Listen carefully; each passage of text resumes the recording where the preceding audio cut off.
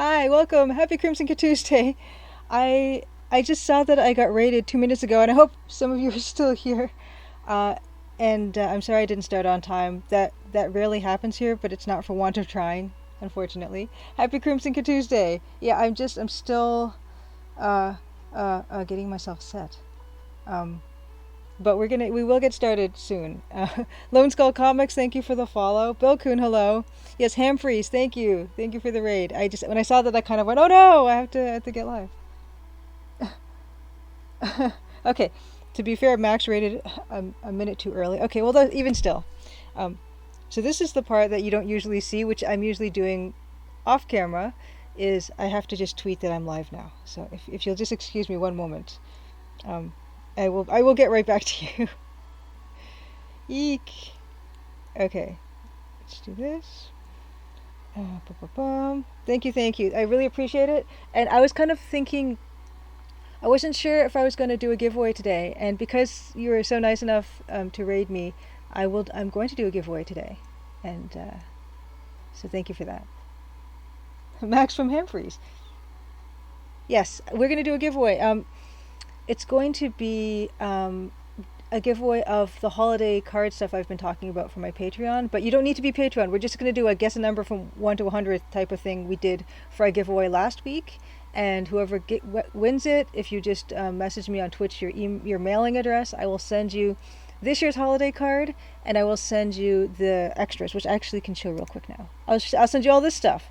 I'll send you last year's holiday card. I'll send you last year's holiday card as a postcard, both postcards that I've had printed up, and a Crimson Diamond sticker.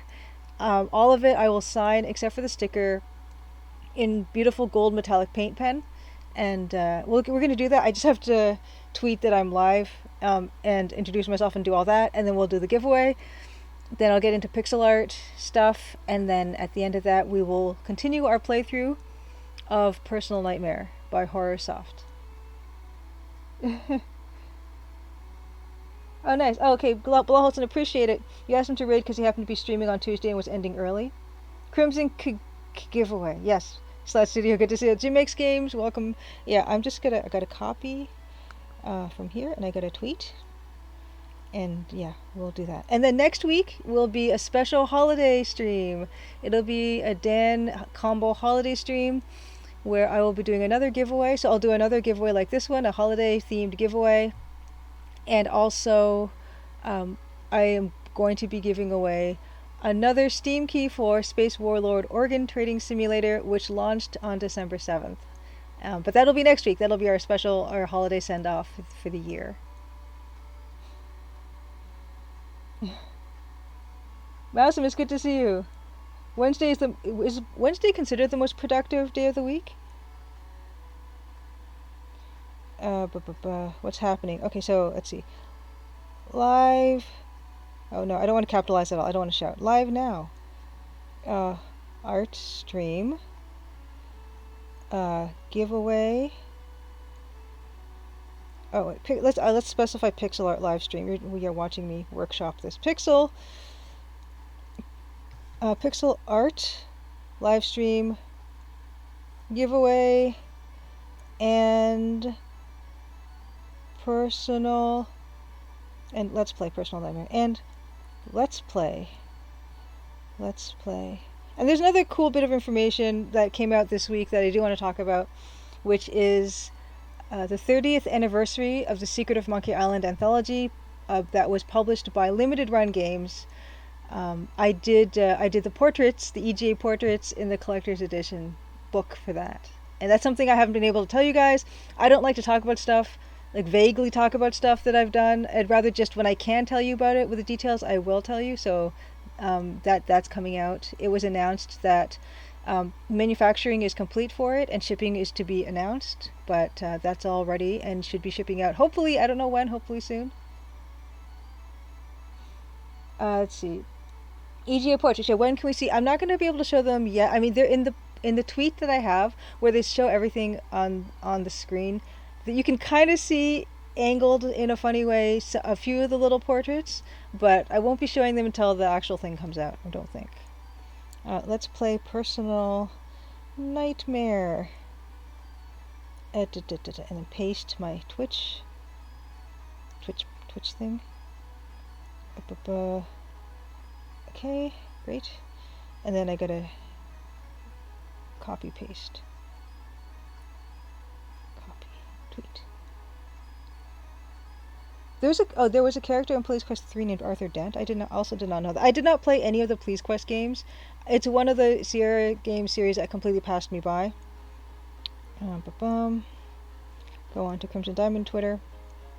Yeah, I would like to make it a goal to play at least some of the older, especially the EGA stuff, if only to see the art. I think Retrograde Tom, who's an amazing retro game streamer, he was playing Manhunter, and he's going to be starting Manhunter 2 very soon, right after Manhunter 1, and he said he really liked it. And I asked him on Twitter, how does it compare to Personal Nightmare, which is a game he tried to play and got stuck and gave up on. And he said that he thinks Personal Nightmare is harder, and Codename Iceman is also not as hard as Personal Nightmare, which is kind of really frightening, which is why we are going through Personal Nightmare with a walkthrough, and we're not even trying to play it. It's that scary. It's scary in a lot of ways. It's a horror game, but it's scary in a game design sense, too. Okay. Pinning. Okay, it's me. Yes, yeah, hey Deluxe Tux, yeah, you can see a small bit of the little portraits in the game thing. So I can show that. Okay, so, let me get my notes. Yeah, and I mentioned Manhunter games are brutal, especially the arcade sequences, and Retrograde Tom said he actually likes the arcade sequences, which means he's probably like the perfect retro adventure game streamer if he actually enjoys that part, because I know so few of us do. Okay, so let us look at, oh my goodness, I was prepping and I don't remember if I stuck the picture in. I prepped it, hold on. Give me 1 second, let me just go to Big Julia, because I do have a picture of the limited run thing. I just have to quickly find it. Oh yeah, and the background I have right now, so I've got my Nancy patchwork quilt that my mom has made, and also these screens are some of my favorite screens, a couple of my favorite screens from, oh, thanks for the resubscribe, Day4. Awesome, thank you. 14 months. Yes, 14 months, that's almost 15 months, it's true. And I really can't thank you enough. Yeah, the screenshots you see back there, those are some beautiful screenshots from Personal Nightmare. It is an EGA game. It's kind of text parser. I love it. And also I'm scared of it. But we'll get to that. But let me find the limited run piece, if I can. Oops, no. To show you so we can like zoom in on the part that's the book, and you can kind of see what's going on there, but not really. Okay. So this is limited run image. Yeah, I don't think okay. Let me find it. Yes, Masumis, I know about the Police Quest 2 Japanese version with Anime Sunny, and it is amazing. I have seen this, and I kind of love it. I feel like there was someone I know that I think somebody must have done a Let's Play of that one. I can't remember though. But let me find my limited run image that we can dissect.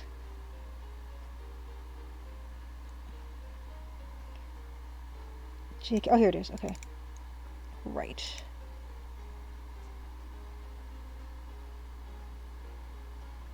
Oh, you finished Day4's EGA game jam game. Nice. Okay, here it is. Hold on. Let me get it off of. Okay, there you can see.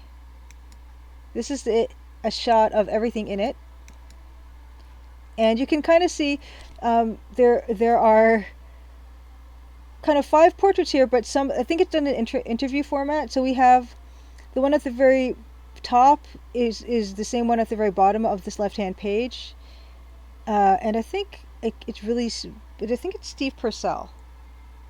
Yes, zoom and enhance. And the one above Steve Purcell is Larry Ahern or Ahern. The one above that, I can't remember. but yeah, you can kind of see them here, kind of super blurry. Um, but I do hope, I do hope to be able to show you guys those in the future. The pre-orders of that were closed quite some time ago, and now the people who did order them are just waiting for them. I got to make EGA portraits. I got to make EGA portraits of some of my favorite game folk. I got to do an EGA portrait of Mark Ferrari, who is one of my pixel art heroes. I got to do a pixel art portrait of Ron Gilbert, who is an amazing, of course, game dev. Tim Schafer as well, among others. I think I did about 12, a dozen or more maybe portraits altogether. And it was really cool to get to do that, because I've mentioned before on stream that The Secret of Monkey Island is one of my favorite adventure games, especially the EGA one, and it was a dream job to get to do that and celebrate something that is something that is one of the reasons I'm here today. So yeah, when that comes out, and it's funny because I know a lot of adventure game fans who have already had pre-ordered it, not knowing that I was going to have art in it, and so they're looking forward to it even more, which is nice. So, oh yes, Dave Grossman. That's right, Bill Kuhn. Thank you, Dave Grossman. That's the other guy in this thing. Yeah, you can read that. That's amazing. Yeah, Dave Grossman. I did these a while ago. I did these more than a year ago, I'd say. So I can't remember. But yeah, Larry Ahern, Dave Grossman, Steve Purcell. You can read that, can't you? Yeah. Okie dokie. So that's that. So that was really exciting. Yeah, hopefully when that comes out, we can see more of that. Oh, Dave, asked, wait, what were these portraits for? Oh, yeah, you can't. Okay, the portraits are for the limited run games.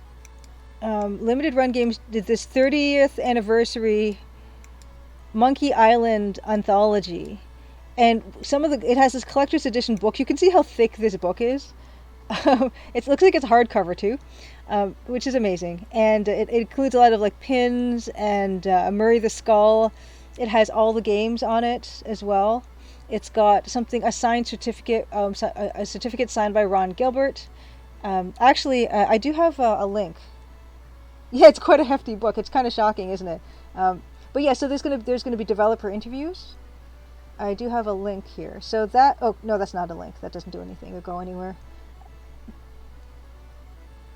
Yes. So here, if you go to that link, it says it will tell you everything that's in the limited runs set, and there's a lot of stuff in there, a lot of feelies and things. Hey, Justin Jeffy, good to see you. Eating with wants to know, did I make Ron Gilbert look extra grumpy? I will just say I reproduced Ron Gilbert's his face as accurately as I could. So we'll leave it at that. And I think I'm particularly proud of that one because I think I was able to capture something there. Yes. Okay, so that's that.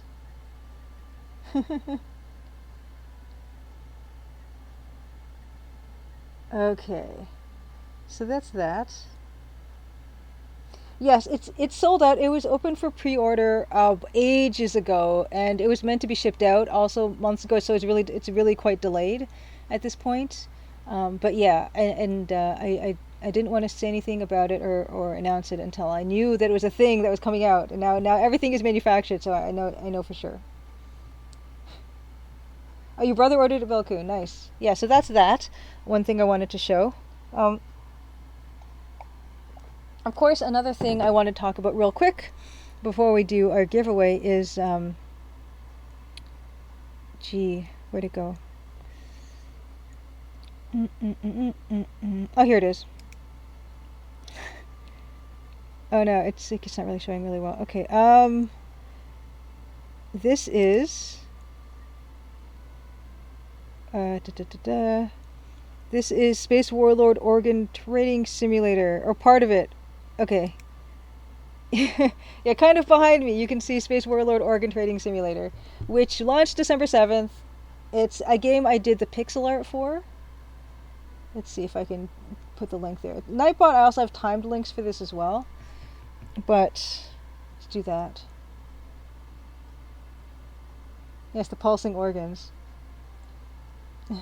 Yeah, the order period for the Monkey Island 30th anniversary anthology was about a year ago. Yeah, what the heck is actually on disc 22? I think that's in there. Yeah.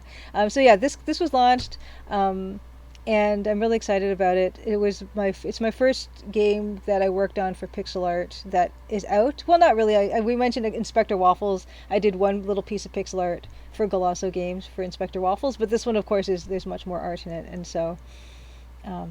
Hope you can check it out. If you do, leave a review. Next week, for our special holiday stream, I will be giving out a Steam key of Space Warlord Orc Trading Simulator. And as well, I'll also be giving out the holiday card stuff, the package that I did.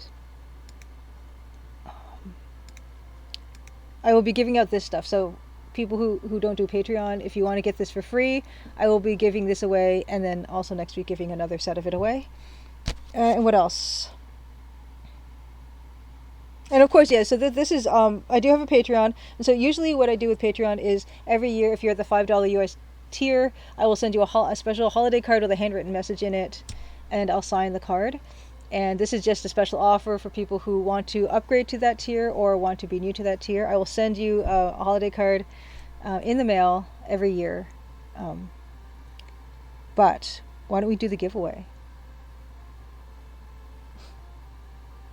Yeah, special holiday theme. I got to come up with some holiday graphics or something. I'll probably what I'll do a little bit on the holiday stream is show some of the cards, the holiday cards I've done in the past. I think I did that in the stream not too long ago, but I will show them again. And some of them I still do have physical copies of.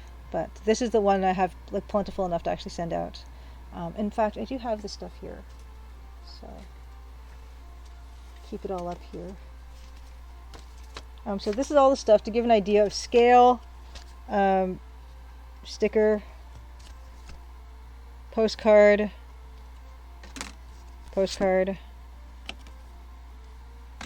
holiday card,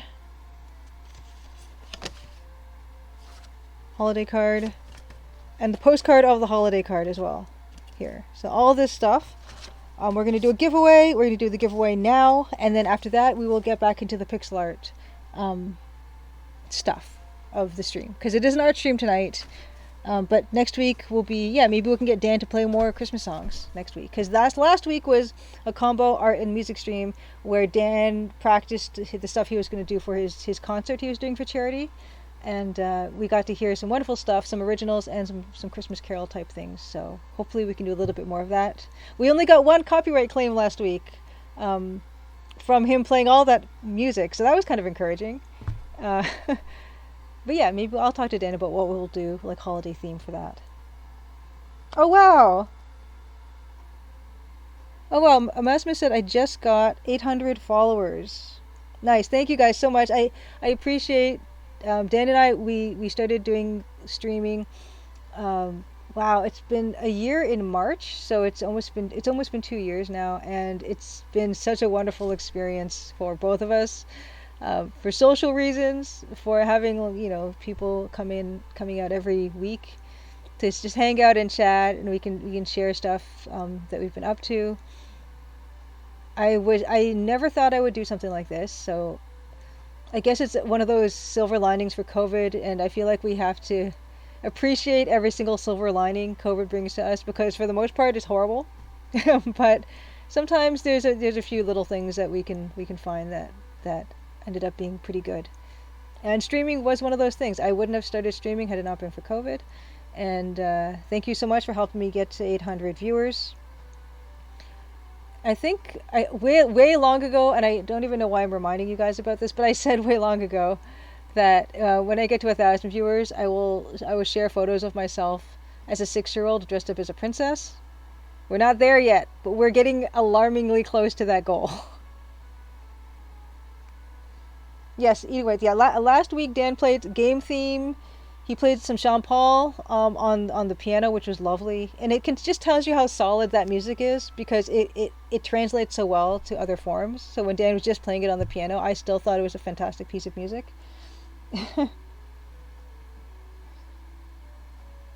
Oh, Deluxe Tux, I'm glad you look forward to the streams. It's a really nice bright spot in the week. I think that it means a lot to me, because sometimes like I can get a little bit tired before coming on, and I kind of think, oh my gosh, I just want to like stay in bed or something and not come up. But I'm always glad that I do, so I appreciate it. Thank you. Princess Julie EGAD make stream. I did not promise that. I did promise to 1,000 when we get to 1,000 followers, I will show those photos. And yeah, they're embarrassing, but probably cute to other people. And Udinway says when you hit 2,000, you'll see Dan dressed as a princess. I don't know about that. But let's do the giveaway. And I'm so proud I learned how to do this the other day, last week. So I'm gonna open up Nightbot and run the giveaway. 1 second. It's gonna be what we did last week, which was number 1 to 100. Nightbot randomly picks it, and whoever gets it can message me on Twitch, and I will with your mailing address, and I will put you on the list to receive that stuff. Which actually I should pop that picture back up again. So this stuff you will receive. You don't need to be a Patreon. You don't need to subscribe to anything. Just message me on Twitch with your mailing address. I will send this all to you with a hearty thank you for being part of such a wonderful chat. So let's do the giveaway. Okay. So everyone is eligible. It's going to be random number 1 to 100, and I don't think there's any time limit here, so you can guess as many times as you want. Don't just guess once and wait. You can just guess randomly, and it's just whoever gets it first. Oh, Bill Kunletsu, speaking of childhood pictures, I wish we had taken pictures and video of us at our computers growing up. Yeah, I don't really have many pictures like that either, and I do wish that I had more. Oh, Jim Makes Games says, I really enjoy these streams, just wish I wasn't always so tired for them. Okay, let's do this. I'm going to roll it. Okay, here we go. Giveaway. Nice try, Dave. And one entry at a time. I've never seen that. That's fantastic. So we'll just keep that going until we get a winner. I don't think there's a time period associated with this. Just as you were. Thank you. You guys are amazing. Vote. Guess early. Guess often.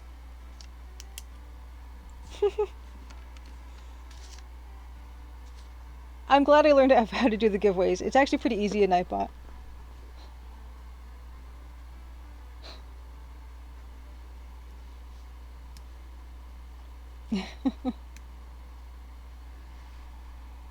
I see some close guesses in there, so it's pretty exciting. This could take forever. I don't even know. I mean, it's conceivable that we spend the rest of the stream guessing. Slash Studio, that's the spirit. Heck. I'll just join the Patreon. Did it say someone won? Hold on. Okay. Davor, perfect. Davor, congratulations. Yes, Davor won the giveaway. It should say. Oh no, it does say, but it should say with greater panache because I couldn't even tell. Davor has won. Congratulations, Davor. You have won all that you see here. Please message me. But I did write your name down just in case. Davor won giveaway. Fantastic. Thank you so much for playing. Congratulations, Davor. I'll send you all this stuff, and also say congrats on winning, on guessing the number out of 100. We'll do another one of those next week for this exact same package. We're also going to do, as a special Christmas or holiday cheer giveaway, another Space Warlord Organ Trading Simulator Steam Key. So wonderful. Okay, so let's get into work. Let's do this.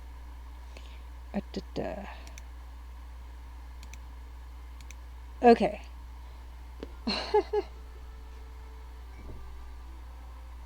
Ooh, Dave, wonderful. Yeah, just give me whatever whatever mailing address you want, I will send to.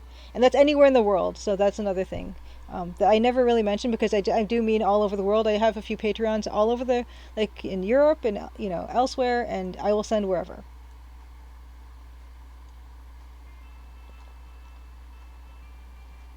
But yeah, maybe I can edit that message so that it actually will will be more like with asterisks and emojis and things, so everyone can see and chat more easily. Yeah, patrons. We don't have any patrons on the moon yet, but I would find a way.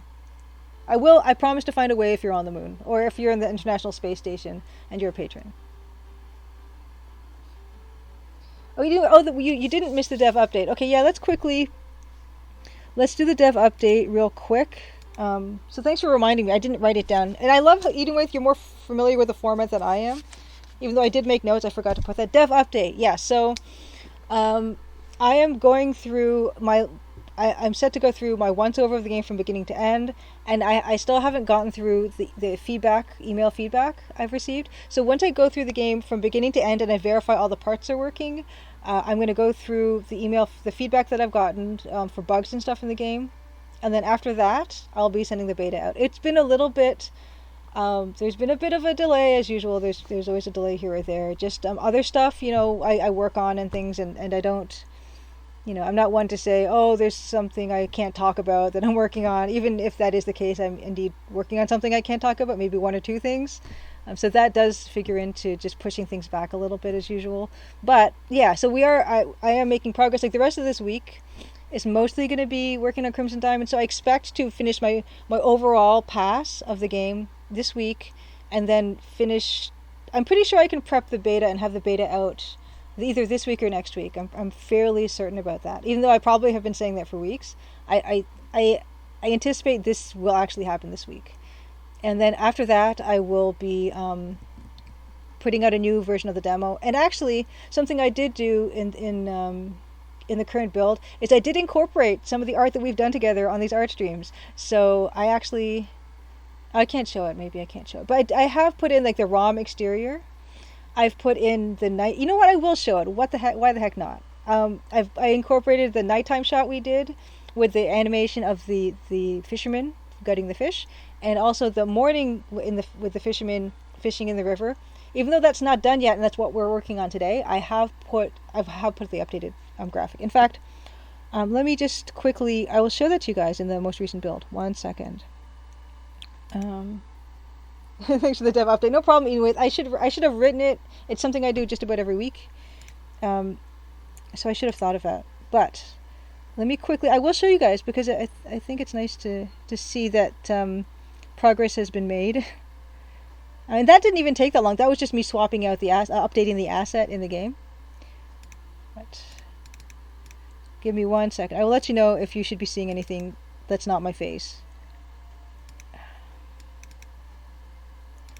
Okay.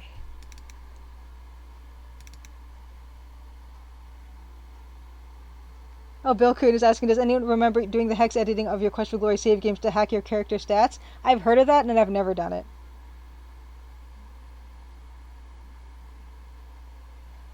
Oh, Sledge Studio, I missed the message as well. I hope Sledge Studio, I hope your wife will also get well soon. Sorry, I missed that. But yeah, let me see if I can show this to you guys real quick.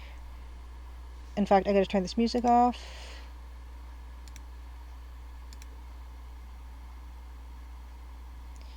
Okay. And it's not gonna be showing yet. I have to get the window to launch, and then I'll share the window, and I'll show you what with the help of you guys at the art streams, we've been able to update, and how much more there is left to update.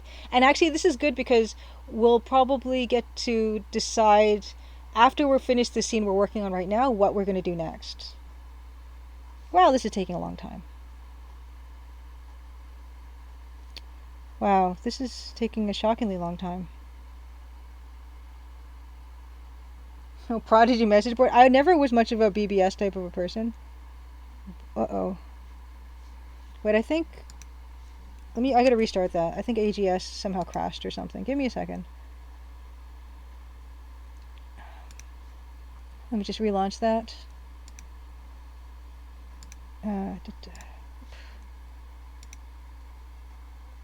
Your vote, deluxe text is train interior or museum interior. Okay, so yeah, I will hopefully be able to show you that. 1 second. Yeah, it just overall the computer is not pleased with the extra load of stuff I'm doing, but we're gonna get it because I do want to show you guys. And yeah, I'll just go through all of the intro once, and we can decide. But oh no, our stream tag says we're playing Space Warlord. So really, oh, you know what? I forgot to done.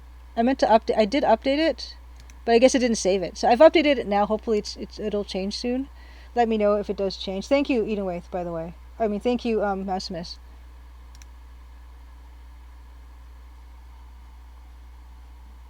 Okay, TCD now. Okay, good. Yeah, strange. Okay. I'm gonna let that load this time in the background while I go back to Photoshop. I don't know why it's taking so long. It just might be like a load thing. I'll close Nightbot. Okay, so yeah, this is where we were at. Right, this is where we were at. Yes. This is where we were at. Hopefully you can see Photoshop now. With this piece, that we'd got a sense of depth in this. Okay, you see what comes in. Electric Dragon UK, thank you for coming. Have a wonderful night. And yeah, it's nice to know that there are people that do watch the streams after the fact. And I just wonder why AGS is not launching. Okay, anyway, so we're going to do this for a little while. And the fisherman is on his own layer. But I do plan on maybe working on him a little bit. But I think I wanted to put some more detail in this foreground, because there should be more detail here. Why is not this? I don't know why this is not working.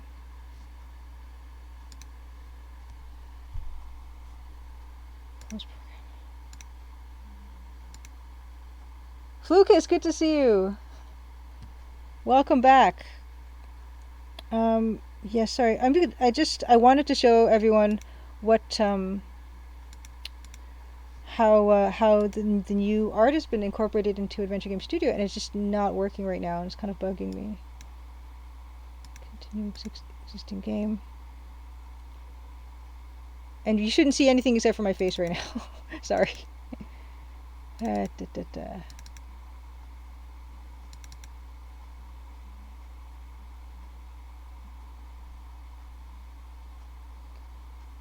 Dave Warrior says, at Maple Mystery, scale of 1 to 10, how interested are you in trying Power Quest for Unity? In Unity, I would say probably get 3, maybe, because I hear a lot of horror stories about working in Unity and making things work, and I might not be technically minded enough to be able to fix things when things go wrong with it.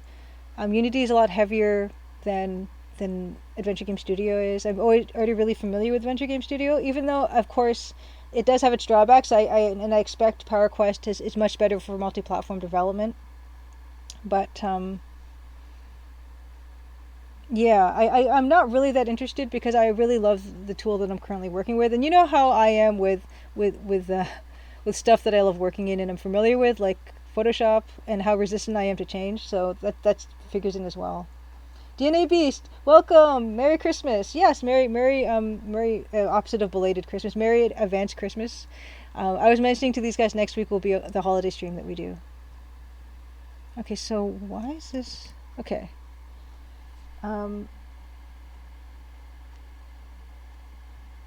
Let's see.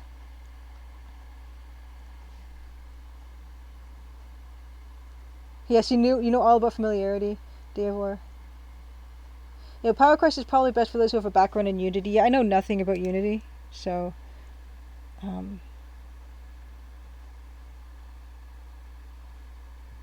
wow, I don't know. AGS is not working right now, which is kind of worrying me, because it's usually It's super lightweight, which I mentioned, and so it should work. And I want to show you guys how I've incorporated the art into the intro, but I might have to give up on that. Why is this happening? Question for Unity devs, the Lux Tux asks, in what year did you start learning Unity and for what specific reason? Okay, I'm going to let that load in the background like I said I would the first 2 or 3 times. And we're going to just go into it. Okay. Oh, Just a Jeffy's asking if PowerQuest is stable.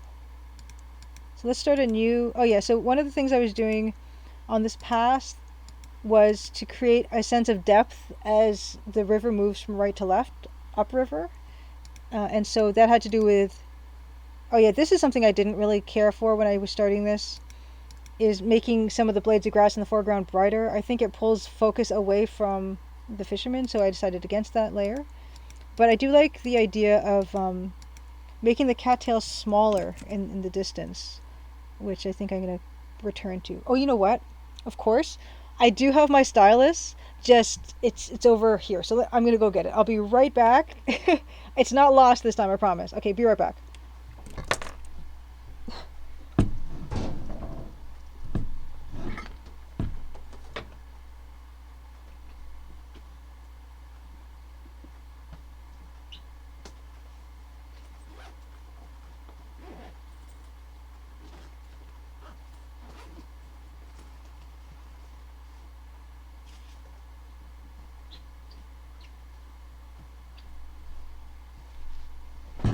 Oh my goodness. Oh my gosh, there it goes. Finally. That took way too long to launch. Wow, that's kind of horrifying, but I'm glad it did. Okay. Yeah, oh, Trailer Type Maximus, my gosh, you're on the ball with this. I'm sorry if this is loud. I'll turn that down. Yes, for smaller cattails, Flukas recommends using kittens instead of cats. Yeah, so here it is. So actually, I don't know if you guys can see this right now. You should be able to, hopefully. Is this too loud? Har har. Thank you, Flukas. Yeah, it's perfect. I'm just gonna check the channel myself in the Twitter. Just see what that looks like. Okay, so yes, you can see it. Oh, great. You don't want to... Oh, go away. Okay, good. So now you can see that. My channel, chat. Okay, going back to my chat. Okay, so we will do it now. So that's fantastic. And thank you. Oh, Nikki Phoenix! Thank you so much for the raid. Awesome, awesome, awesome. You've come just in time. I finally got this to work, which is hooray. I was... VGA Cat, thank you for the follow. Yeah, this is the Crimson Diamond. I might as well introduce myself. I am Julia Minamata. I am the developer behind the Crimson Diamond. I have done everything here. Oh, thanks for the whatever this is. Let me check. Nikki Phoenix, thank you for the follow. Yes, Nikki Phoenix. We follow each other on Twitter, and it's really nice to see you. It's nice to see you online. Flies in with your community and Toll. Thank you. I really, really, really appreciate it. Thank you so much. And SH Dawn, wonderful. Good to see you as well. And Murray emotes are the best. Laugh out lore. Thank you. Yeah. So I'm. Thank you. Welcome to stream. I stream on Tuesdays at 8 p.m. Eastern. It's either art streams like it is tonight, or other times, usually alternate Tuesdays, we do a combo stream with the musician on the project, Dan Polakar. And so next week will be our special holiday stream with Dan. He is composing the music on the Roland MT32, and I'm making the game in EGA. And yeah, so the programming, art, writing, all the animation, marketing, streaming, all that stuff. Yes. So I was about to show everyone, on art streams, I am working on the intro art in the game and upgrading it, because the stuff that's in the current demo on Steam right now and on Itch.io, it's really like MS Paint looking, because I just wanted to get it done and out the door. But now we're going back and we're fixing it. We're going to be putting it more in line with what the rest of the game looks like, because the rest of the game, the art is exactly as it should be. But yeah, I'll show you what it looks like with some of the screens I've redesigned. And because we're almost finished the scene we're working on right now, I want you guys to just watch the intro and you'll see what I mean where there's so much placeholder art. And I want you guys to help me decide what the next piece we will be upgrading. Okay, so let's do this. And so you can see here is the fisherman. We still have to work on the fisherman sprite, so that's probably going to take maybe a couple of streams. But yeah, here it is in the game, which is kind of nice. It does make a difference, and I'm really glad we chose the opening scene to upgrade, because it makes a huge difference. This is and here's the other one.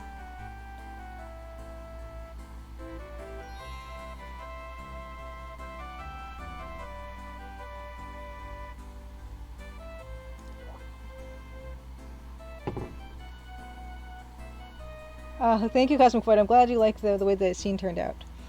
And this is one of the ones that was nominated for a redo. This is the interior of the Royal Canadian Museum. We should do the Royal Canadian Museum from another angle in case we need it. Oh, Lucas, I'm glad you can see like progress is made. I appreciate that. I'm not going to go through like a read through of this. We're just going to go through this really quickly. So we have the shot of the interior. We have this close-up shot. Yeah, we're not going to read through this. This is all stuff you can see in the demo on your own. This shot where they have this dialogue between them, kind of a close-up. I do love this Nancy face with her black button eyes. It's almost a shame to change it. Ba ba ba ba ba. Oh, Davor asks, actually, how likely would you be to do something like animating these scenes on stream? Yeah, I would animate them for sure, but of course most of the work comes from just creating the scene first and then doing the animation. And the animation, you may have noticed, for the fisherman gutting the fish, that took 20 minutes to do, if that, but most of the time it's just creating that whole scene, and only like little bits of the actual animated, the only little bits are animated and everything else is very static. Oh, thank you so much, Nikki Phoenix, for rating. Have a wonderful dinner. I really appreciate that. That's fantastic. And I saw on Twitter that you managed to find a bug, and I think in SH Don's game, which is awesome. So congratulations on being so good at breaking stuff. Yeah, and oh, can we get that Nancy on a T-shirt? I don't see why not. I'll write a note. Button eye Nancy on shirt. Yeah, the walk cycle the professor does also need work. Usually it's SH Don breaking other people's games. Yeah, so this is of course this I like because it reminds me of the opening of the Fate of Atlantis game, where Indy is in the museum. So that's kind of what I think I was looking at that as one of my references, to be honest.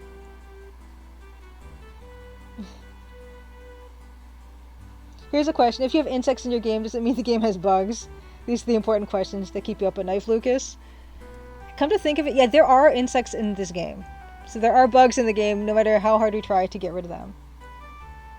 Enable button eye mode. Yeah, exactly. Nothing more. Actually, as is John, I'm pretty good at breaking my own game, but not as good as other people. That's for sure. And I will be sending my latest build out to beta testers. Here it is again. And now we can savor it. And actually, before I put it in, I kind of upgraded some of the trees in the foreground and the trees that are here, because I thought they were too tall. So now here it is. We can ogle them now, and I'm really pleased with this. Took forever, but I think I'm pleased with how this looks. A few hours later, this interior is the train station interior. There is a lot to get through. There's a lot of stuff that needs to get upgraded, but that means we won't run out of material before this game launches. Nancy Sprite, yeah. This is something. Nothing else looks good except for her right now in this piece. Oh, it needs to be toned down. The Royal Canadian Museum. I see, Mosmus. Yeah, you're right. I probably should tone her down. Yeah, the Canadian Museum. Yeah, Cosmic Void 3. Don't even start with that. The Canadian Museum took a couple streams. It probably took a year, and I'm very ashamed by that. I am. You would vote for the train station. This is the train station interior before she gets into the train. I see. So this is something that gets put in a lot. And it's funny because I actually do have a walk cycle for Kimmy, and I don't know why it's not here. Anyway. I guess I just moved her. There's this little vignette scene. There's a lot. Unfortunately, there's a lot to get through.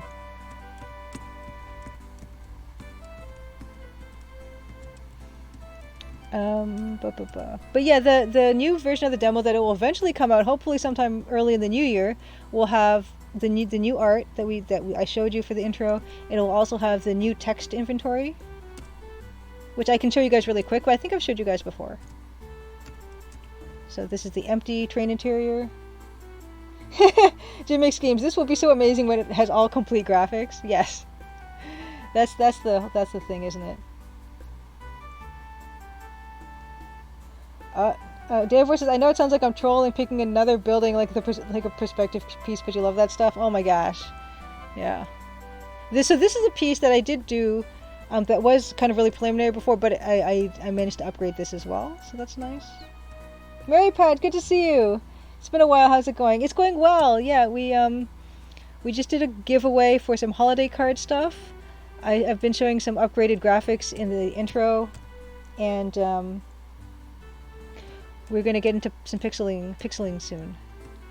And also, yeah, next week will be holiday stream with two giveaways, and hopefully we can get Dan to play some more music for us. I was so happy and relieved and proud that Dan only got a single copyright claim for last week's video. Kimmy looks like she has skeleton legs here because of the color of the platform.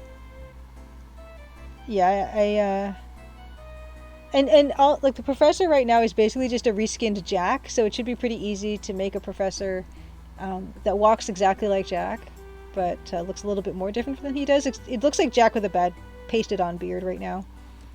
This right now is 3 glorious frames of animation with the trees.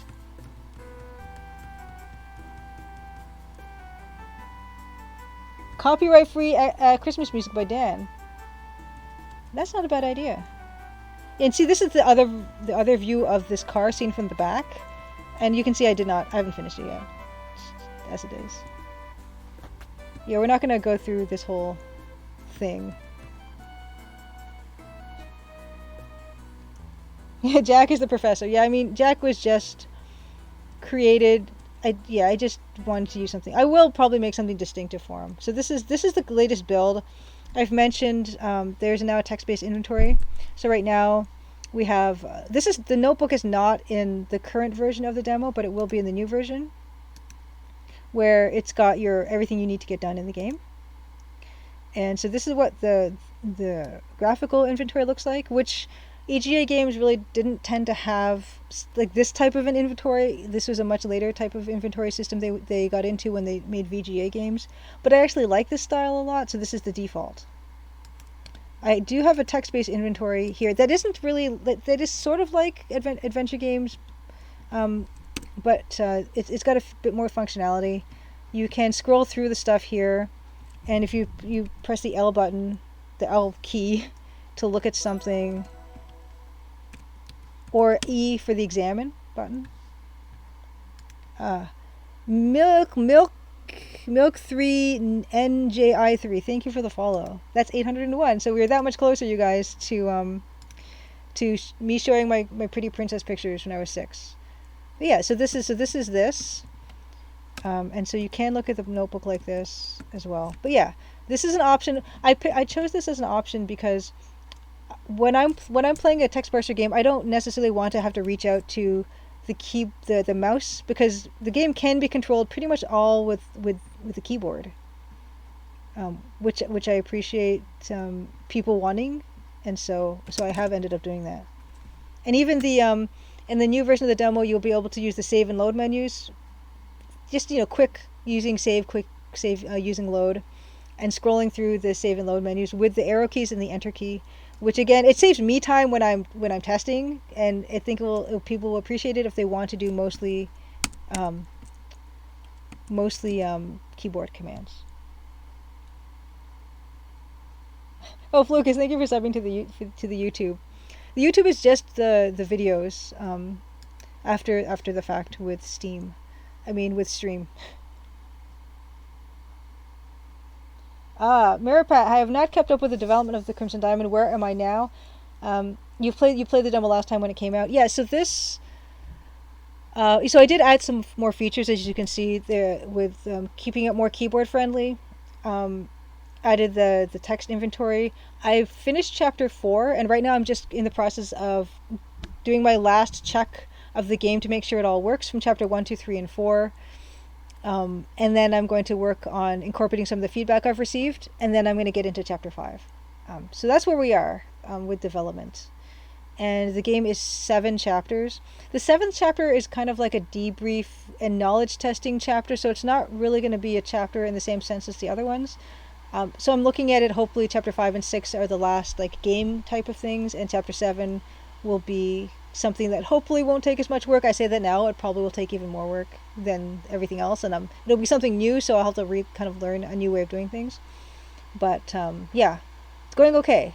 But I've been this just working with the working on Space Warlord Organ Trading Simulator, and then the limited run portrait stuff, and the Monkey Island Anthology, art directing like the Playdate game, the recommendation dog. So I've been doing all this other stuff as I've been working on the game, which does affect the launch date of this title, unfortunately, because this does not have a deadline and everything else does. Which is a good and a bad thing. The bad thing is it gets pushed to the back burner, probably more than I'd like. But the other stuff, is so cool that I want to do it, and also it does pay money, which also I appreciate and need. So I try not to take things that I think will just be one or the other. Like when I take contracts for things, I try to make sure that it's something I really want to do, and also can pay a bit of money, so I can continue to develop the Crimson Diamond. Because at the moment, the Crimson Diamond is just being in development. It doesn't really bring in a lot of anything really. I try to be selective though, because there's only so much time in a day, in a week, in a year. Am I porting to controller? I don't think that's happening. Oh no, cool! Congratulations on finishing your semester, Lucas. You can finally play the demo. Yeah, so this demo is you won't see some of the features that I just showed, but it is still like a pretty solid version of the demo. And and I'm not going to be adding any story stuff. That it's still going to be chapter 1, so you won't be missing anything really. Mm-hmm. Yes, Dave. I'm indirectly saying yes. Subscribe to get the Crimson Diamond out faster. Join the Patreon so that I'm pickier about what jobs I pick up.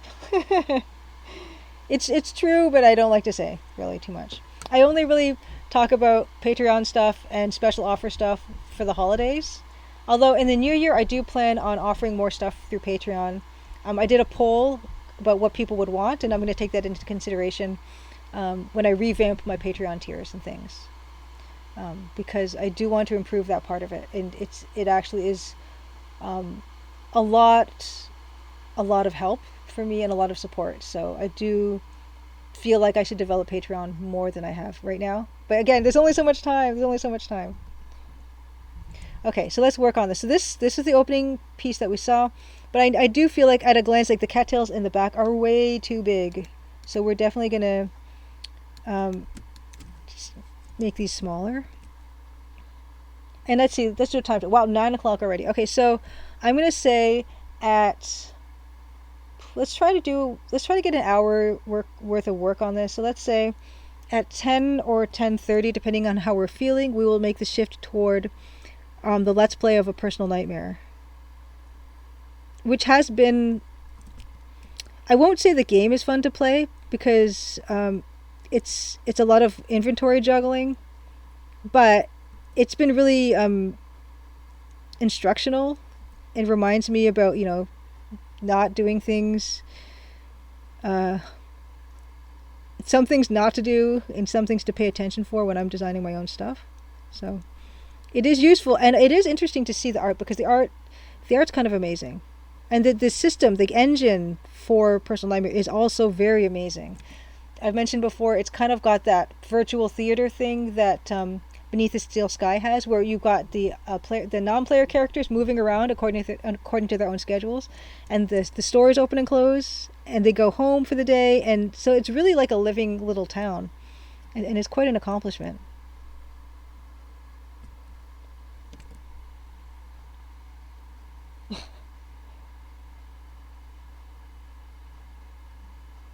Oh, Flucus. Before Flucus says, before I got into nursing, way, way, way back in the day, like in the late 90s, I actually graduated college with an art degree. I empathize. Living the life of a starving artist is very, very hard. Yeah. Yes. Yeah. And Flucus, yeah, I also graduated with an art degree um, a while ago, and I was a freelance illustrator for about 10 years before I kind of basically, I don't want to say gave up, because that's not really a nice way to frame things. It certainly feels like that sometimes when I'm tired. uh, but yeah, it is a tough go. But happily, because, oh, Mirapat, thank you for the subscription.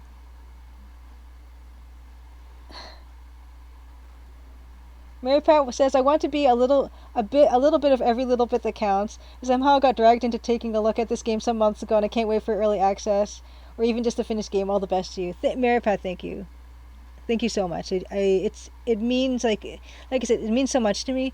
Yeah, coming out of being a freelance illustrator for 10 years and feeling kind of like I just I couldn't make headway with it, and I couldn't build any momentum despite my best efforts." And coming into doing this game stuff and seeing how receptive people are to it has been so heartening, and just streaming with you guys has been just really, really, really encouraging as well. So it's, again, you never really know if something is good or bad until you see the long game.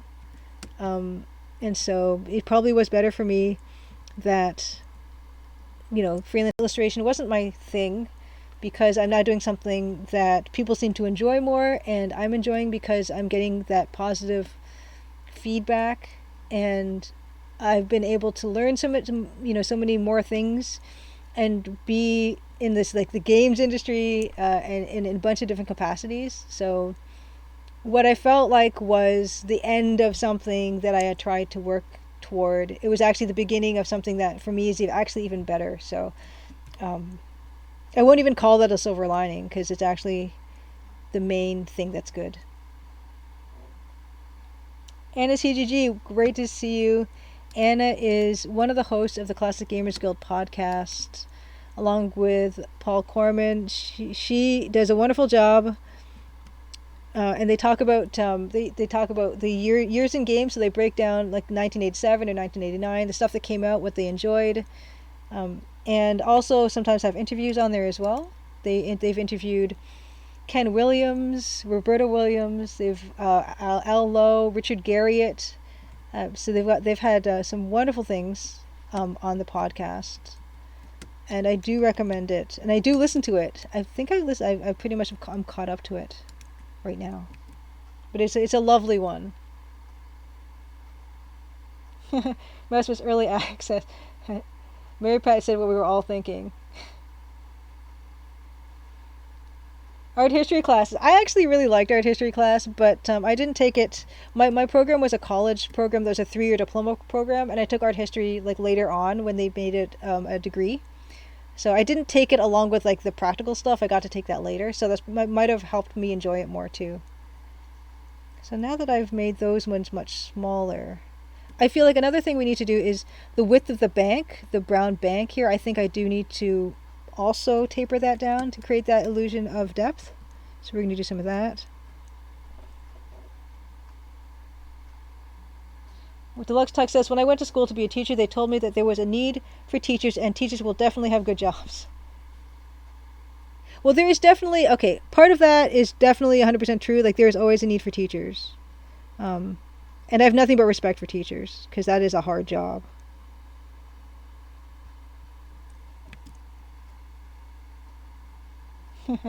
Tika, fellow Canadian, good to see you. Yeah, it's wonderful to see familiar faces. It's wonderful to see new people in chat as well.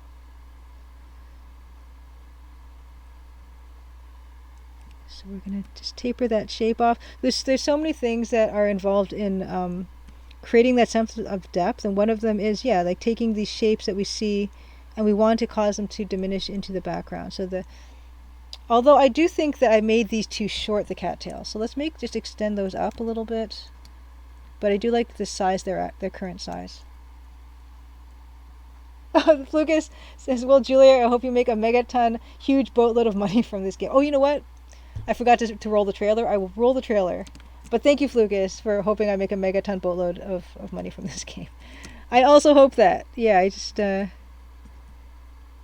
will tell.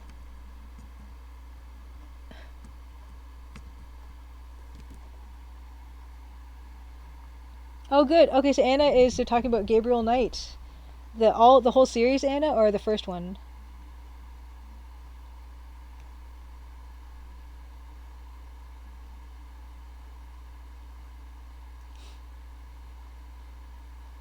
Yes, Last Studio. Yeah, Personal Nightmare is definitely a good reminder of the things to avoid when designing a game, like dead ends.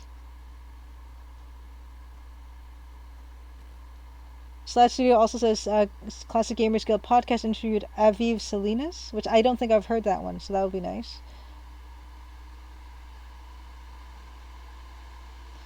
Oh, Dan was on a panel the other day. It was a fine discussion about game composition. Yes, Dan was on a panel with, I believe, Ken Allen and Robert Holmes.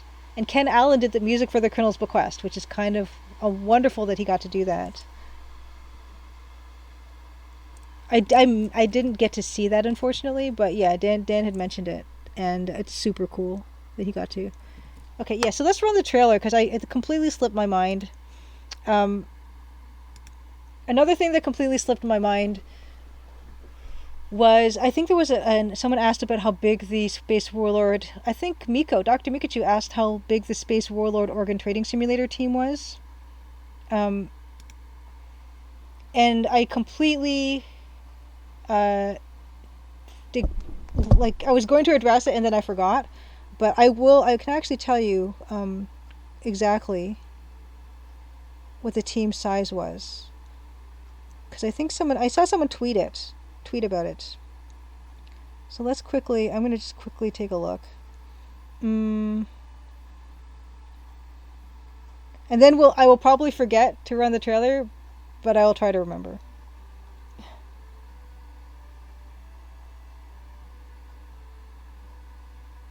Okay.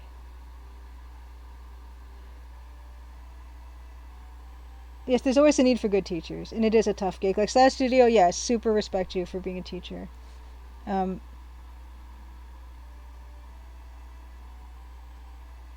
Just catching up. Thoughts on making reds and magentas contrast effectively? Oh, hold on. When I get back to this screen, I will take a look. Okay. Let's see. Okay, so in terms of team size for Space Warlord Organ Trading Simulator, there was director Xavier Nelson Jr., programmer designer Sam Chiet, lead artist Ben Chandler, pixel artist me, sound design RJ. So that's about 5 people for Space Warlord Organ Trading Simulator. There are other people who did other things. Like we had someone do the key art for the Steam pages. So that is Judith McCrory did that. So that was something. And also there's a producer on there, Kawa Tiano. So that's 2 more people. So that's like 7 people plus marketing and someone. Gary Kings did the trailer. Hunter Bond did the marketing. But the core team that they built up, I would say, I guess the game aside from key art it'd be 5 people. But of course, with this, it's hard to say because there's localization that happens, and so the credits are much longer than that.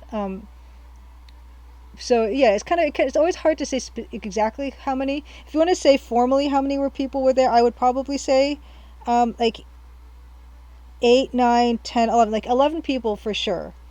Director, programmer designer, lead artist, pixel artist, sound design, key artist, producer, lead producer, tutorial designer, marketing assistant, and trailers. That's 11 people. Pretty much all together, besides localization. I'm just going to check. Just catching up on chat, and then we're going to play the trailer. I'm going to try. I keep saying it, and I will repeat myself a lot, and I only do that because I forget constantly. Okay.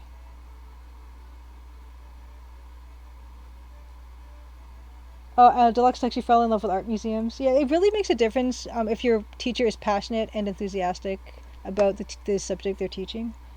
So, yeah, I'm sorry you didn't have a good experience. The whole episode of the Classic Gamers Guild podcast will be the first episode of the first Gabriel Knight game. And that's the only one I've played, so I'm actually interested to hear what you guys have to say about it, because I thought it was fantastic. It's a wonderful game.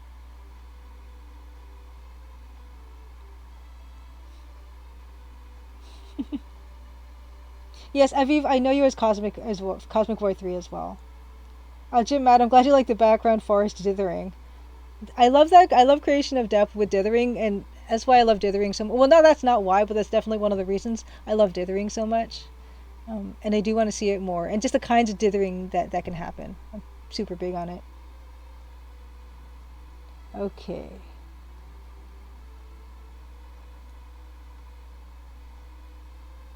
Okay, great. So let us play. Let's play the trailer. So this is Crimson Diamond is a mystery adventure game that. Well, speaking of Colonel's Bequest and Ken Allen being the composer of Colonel's Bequest, um, it's very much this kind of nostalgia thing with the sound of the Colonel's Bequest, the look of Colonel's Bequest, the fact it's a mystery game, the fact it's a text parser game.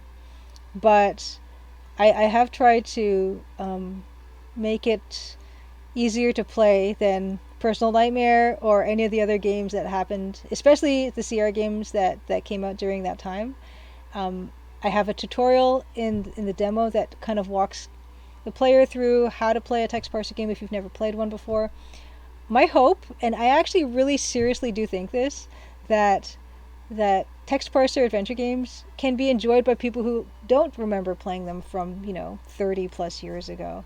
I think as a format, it's really really good, and I want to more people to play them. And I know there's some of you in chat that have said that you weren't really playing adventure games until fairly recently, and that's super encouraging because that's what I want. I think this type of game, because it's not dependent on the quick reflexes and the eye-hand coordination, which I don't even have really.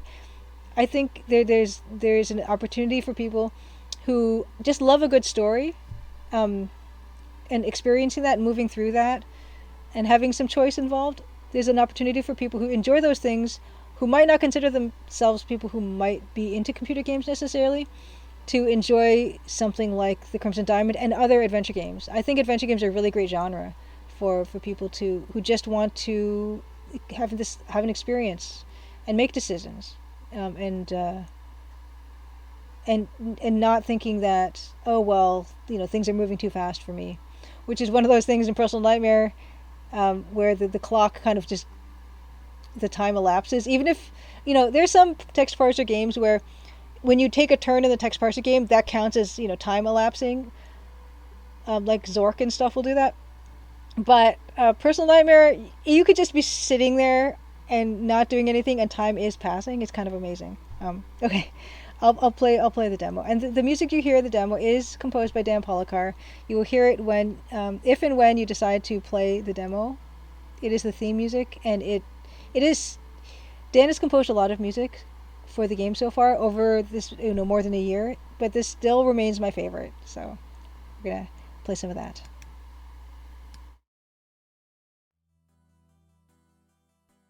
Crimson, Ontario was once a prosperous, lively mining town. But that was a long time ago. Now it's quiet, nearly deserted, and some folks aim to keep it that way.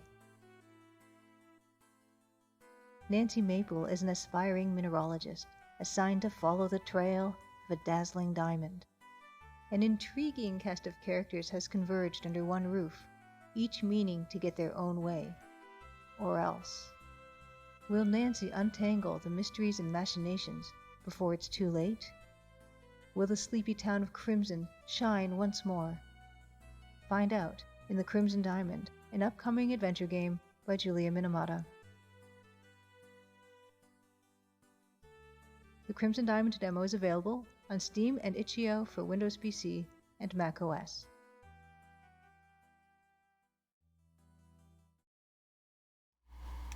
There we go. Um,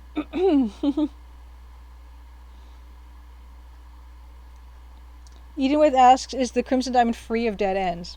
It is. It is free of dead ends. There are a couple, so far, at least in the demo, there are two ways you can die, but you really have to work for them, and then the game does not let you continue after those points.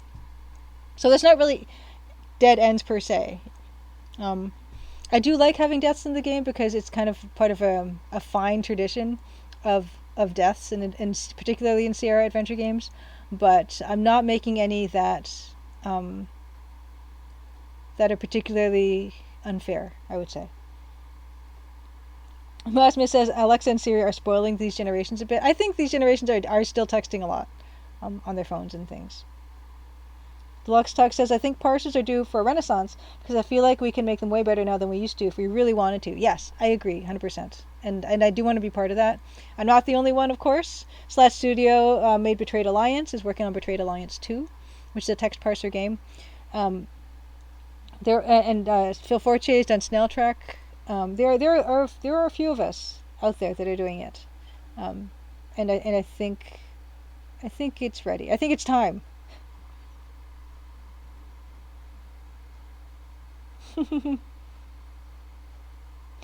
Slash Studio has to mute the trailer, otherwise I'll be humming the theme all night into the next morning. I love it. I love it, and actually hearing Dan perform it on not a Roland MT32, but kind of more on a piano, it's always such a treat for me. Yes, let's do exactly. We're growing stronger. But yeah, so okay. Someone mentioned that the contrast between the purple and the dark red. They're very close in contrast. You can see the fisherman's arm is kind of blending in with his shirt there, but I don't actually necessarily find that to be too bad of a thing. I mean, if you want to pump up that contrast, we can. And sometimes I will do this. So, for instance, going into this guy, if we really wanted to make his arm stand out more, we could kind of do like a 1 pixel outline of his arm, like so. And that kind of will help us with that contrast because those two colors. But it's actually really good that some of the colors are very close in contrast together because it lets us create more blending and more depth, especially in the background. You could treat it as bounce light from the water. Yes, something. Yeah, we could. There are definitely tricks we can do here. And that's nice triceps. Yeah, I mean, I could even do that. For instance, we could even do that back here. So that is a trick if you want to do that. Of course, we also have dithering. I tend not to dither sprites so much. I have done it though, especially you'll find in the kitchen of the Crimson Diamond, the cupboards are dithered, but I did animate them dithered and opening and closing. But with characters, I tend not to do dithering. I do want characters to stand out from the background, and so I won't usually dither on a character. I haven't yet, I don't think, unless it's for a close up, in which case I will possibly do that. Although I can't think of an instance, I'm sure I have. Yes, thank you, Deluxe Tux. Yes, K Station is another text parser game.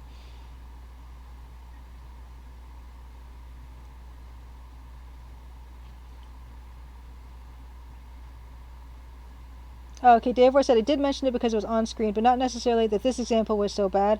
You had an issue with it on some screens, and you can't remember where. Maybe also a character. Yeah, I mean, it does happen when there's only so many colors to deal with. You're gonna run across a lot of different problems. And one of them in particular is differentiating between shapes because our toolbox is a little limited. But yes, I mean, I probably do like that better than what I had before, come to think of it.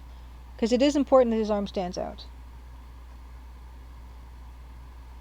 Yes, SH Dunn says, parser games allow much more intricate puzzles, but it's also very important to consider all the input a user might conceivably enter and provide good feedback to as many sensible things as possible. Absolutely. It's one of the things I try to focus on is, I call it forgiving. I want my text parser to be forgiving. And so far it's been okay. There is a text parser log that people can toggle on if they want to help me with that. That will log all the words that they try to enter that aren't in the parser dictionary, and that just gets spit out as a text parser. I mean, a text document. So that's a potential way to help figure out what works and what doesn't, and what people are looking for. I've mentioned before that one of the the objects in the game that I had the most synonyms I needed to develop was the trash can. Ooh, it's farewell to Nova Scotia, or farewell Nova Scotia. My favorite piece in all 6 hours of MIDI folk tunes.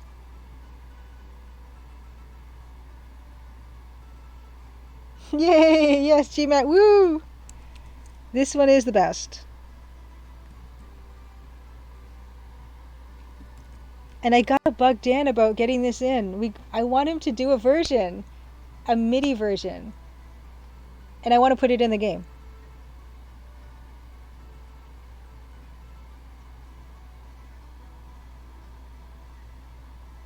Oh wow! I didn't know that Allo did the same thing with the parser to help test Leisure Suit Larry, having like a text log. I did not know that. That's fantastic.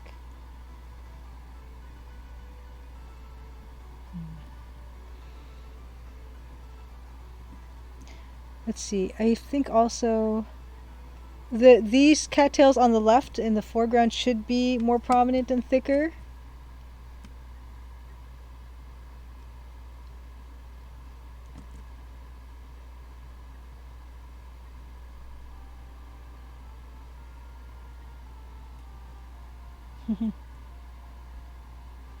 Oh wow! So Slash Studio read about Allo's text log in the Sierra Adventure book. It was an interesting read.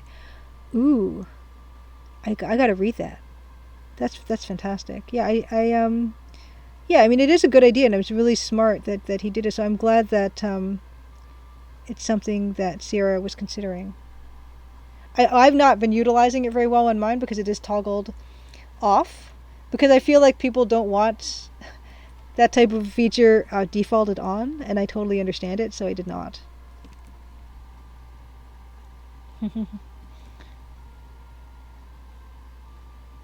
Oh, Sean Mills wrote the Sierra Adventure book. It's really grand. It's really wonderful.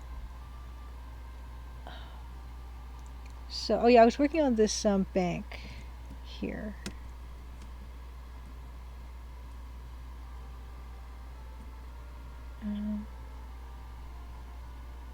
And I almost feel like, is it the spacing? The spacing might be too regular for some of this stuff. But I mean, I guess maybe that's how they would look. And yes, and Anna had Sean Mills on the Classic Gamers Guild podcast. I've been on the Classic Gamers Guild podcast as well. I was on their very first episode.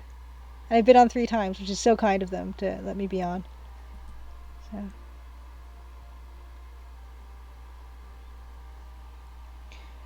I need to do something with the rocks in the foreground. And I almost feel like this little patch should be further back to create depth. So what I'm going to do is I'm going to actually add some of that to this, and just as a test, and maybe add some here as well.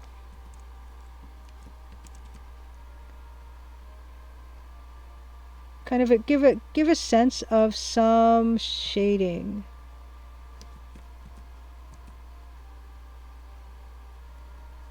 Yeah, I think I do like that. Or you know what? I could even make that black. Come to think of it. Well, let's try 2 different ways.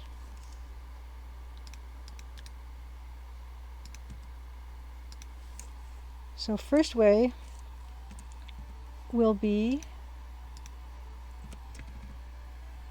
we're going to try that with the black. Although I don't think there's any black dithering on this, which is actually good to know. Let's introduce black dithering.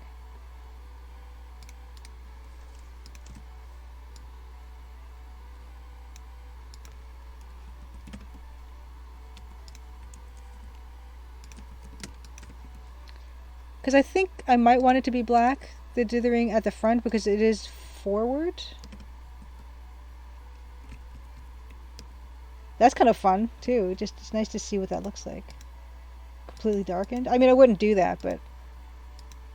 Oh. There we go. Dark, instant night. So this is what you'd have to do. This is why you can't do this in an EGA game. In VGA games, if you want nighttime, you just put like a blue cast on everything. It doesn't really work in EGA, and I kind of love the fact that it doesn't. But that's not what we're going to do anyway. Yeah, I think that might be good.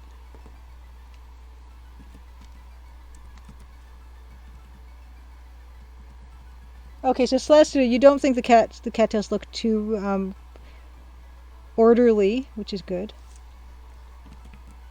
Pengo Ray, good to see you. Oh, Pengo Ray made a Discord bot. It's always interesting to go through the logs of failed attempts to use it. Have made it accepting of many common typos now. Yeah, here's something that I don't know. I haven't done this yet. I haven't allowed any typos to be accepted into my parser, and I don't know if I will, because sometimes I feel like one of the great things about text parser games is they kind of taught you how to spell properly, but I don't know if I will stay with that, because I mean, it might be nice for people if they don't have to concentrate on spelling so much.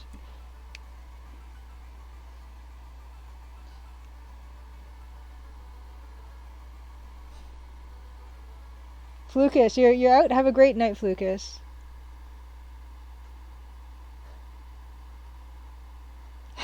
Mary Pat says the eye for detail that you have for these is insane. I have so many times already called this done, but you keep seeing small stuff and correcting them, and after you do so, I'm also like, well, yeah, that was a good decision. Oh, Bill Kuhn says, Quest for Glory 2 allowed Shapir, P-I-E-R, and Shapir, P-E-I-R. Pengo Ray, some users now deliberately misspell sprint as spront every time because it accepts it. I kind of love that. Yeah, I don't know. It's like a philosophical thing I haven't decided on yet, whether I'm going to do misspelling.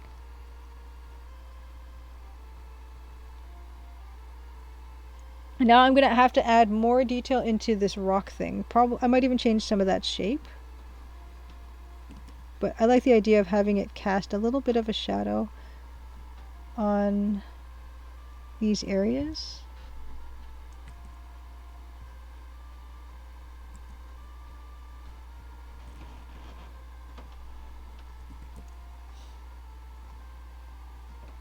Yes, SH Done. I love Phil Fortier's text parser. Context sensitivity and autocomplete is really innovative, and I wouldn't even begin to know how to do that. So that's why I don't have it. But yes, I have played Snail Track 1, and I think I'm stuck on the second one. But yeah, he's really good at programming, like way better than I am, and so that's why he can do those things.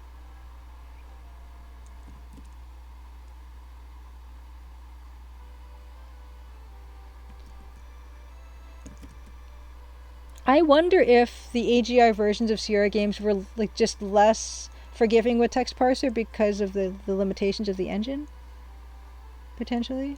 Oh, I don't like how that looks. I think I'll just keep it to those places.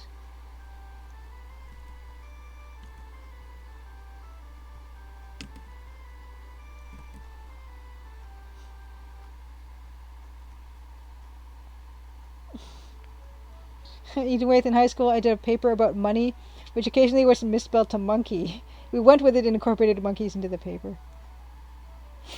Deluxe Talk Sierra wasn't known for forgiving anything. Ah!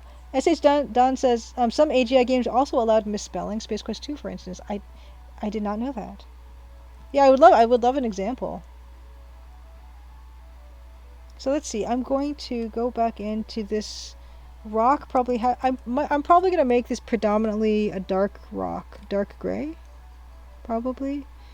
With just, in fact, let's just swap that around. All this is going to be done on separate layers. Yeah, that's a separate layer. Yeah, I think We're going to do the opposite.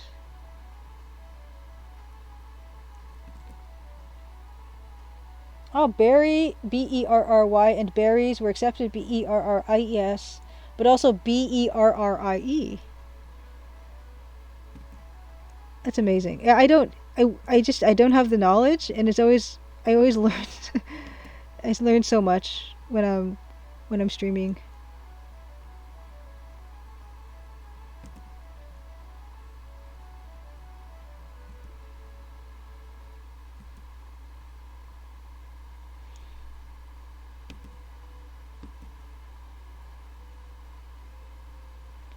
I'm actually wondering, come to think of it, and I'm almost wondering if this will be my next Let's Play, to do Colonel's Bequest.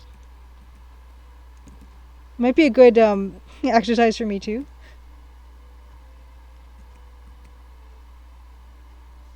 I think what this is going to need is it's going to need some breaking up of this outline here to create a sense of texture.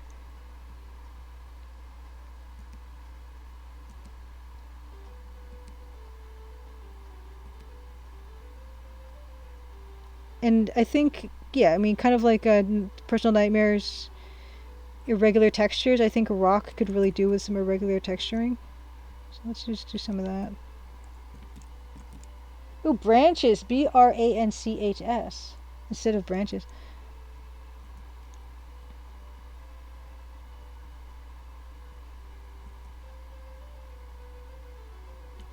I don't know. I am on the fence on that. I could definitely go either way. How do people feel about allowing the text parser to have typos? It's relatively easy to implement, so there's no reason why not. It just, my natural inclination was not to, but that's not to say I wouldn't change it if people felt like it should be the other way.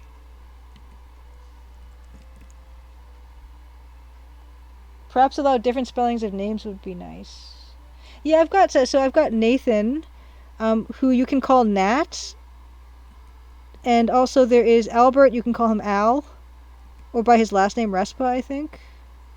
So some of them you can kind of call names, but not like misspellings of those names. No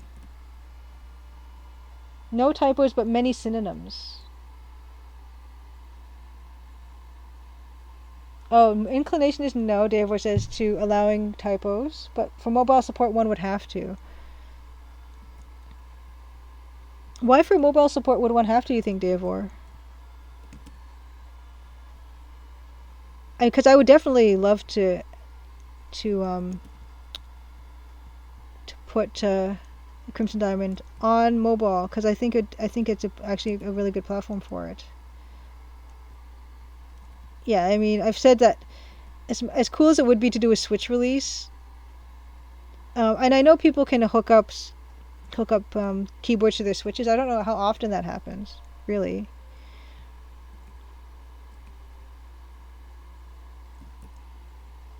Maybe ones that are especially common, or for words that are especially hard to spell. It would be frustrating to get stuck because you've misspelled something and didn't notice, Pengo Ray says. So that's true, and what I want to do is I don't want the game to be frustrating. That's absolutely not the goal. I also have tried to write the descriptions in the games in such a way that the player will see how things are spelled. If you need to spell something, it'll indicate in a text description that is something that's important. Another thing that a Personal Nightmare does not do, sometimes it doesn't visually or through the room description tell you what can be interacted with. In the first part of the playthrough that I did, apparently there was some water that you could fill a jug with, but the graphics didn't show any water source, and when you looked at the room, it didn't say there was water. You just had to somehow know, which I don't think is fair.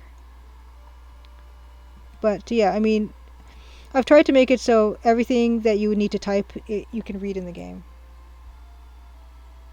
Can just implement an autocorrection feature, Cosmic Void said. If only I knew how to do that. Masmi says I can't type on mobile at all for one. I see. Swipos, Pengo Ray says. Yes, the room inventory idea, Masmi, is cool. Like, that's something, if Personal Nightmare does that I did appreciate, even though it sometimes it gets a little tricky because you can. I guess it makes sense if you're in a room and something's in a drawer, you wouldn't necessarily be able to see that. Um, so that's a thing that happens. Could pave way for fully button-driven control. Man, that would be an overhaul.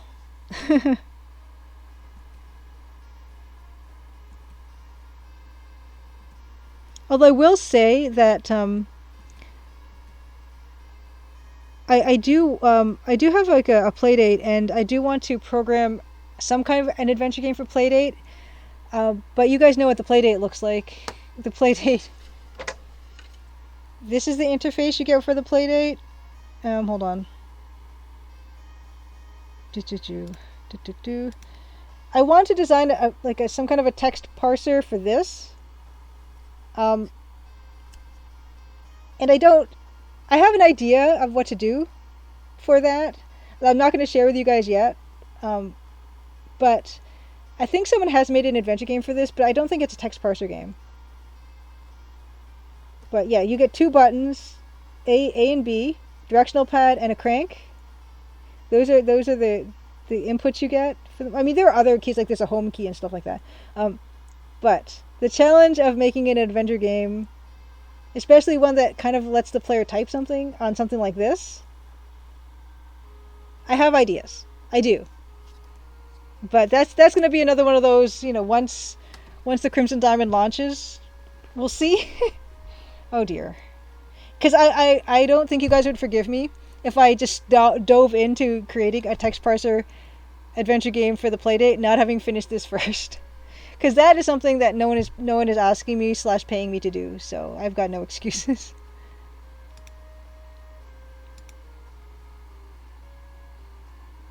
Oh, Just a Jeffy says, did we already mention that Personal Nightmare is on sale for $2? Just a Jeffy, we did not. I bought it at $2. I don't know if it's still. You know what? Let me check.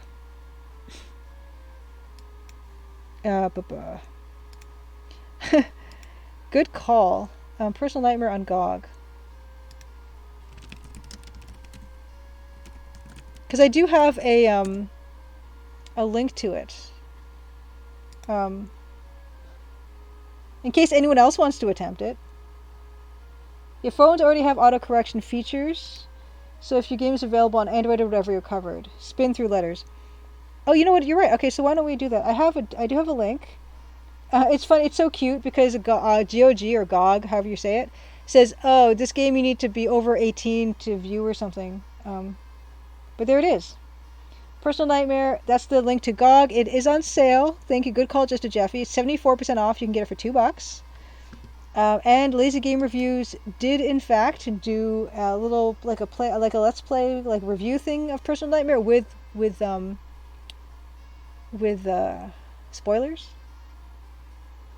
Winter sale. Perfect. Thank you. Yes.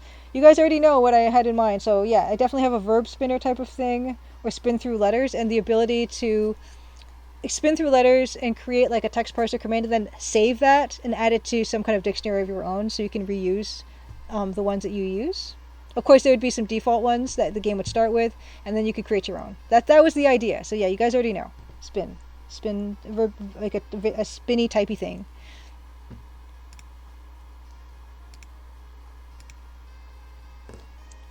So you guys figured it out, and that's what I'm hoping for.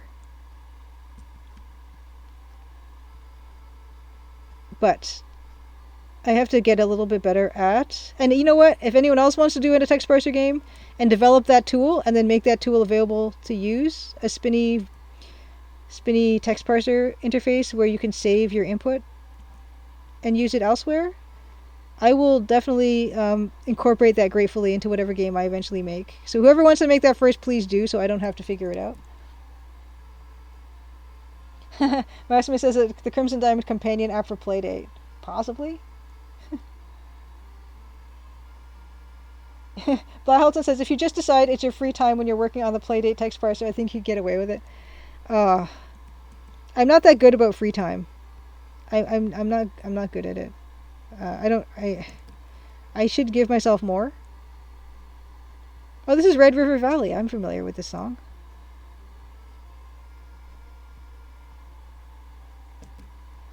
I don't know if I like this. I don't know if I like this rock I'm doing. I don't think I like this rock I'm doing. I don't think. You know what? Let's look at. I have rocks in the game, so why don't I look at a rock in the game?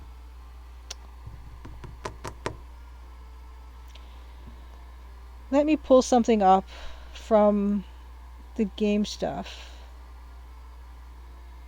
Hold on. Yeah, give me a second. I'm going to go to Big Julia because I don't want to have any... I still have Adventure Game Studio open. And I'm going to just export something that has a rock in it. Because there's no reason I need to reinvent the wheel if I already have rocks. That doesn't make sense when you hear that. But you know what I mean. I've got so many rocks in the game. What am I doing?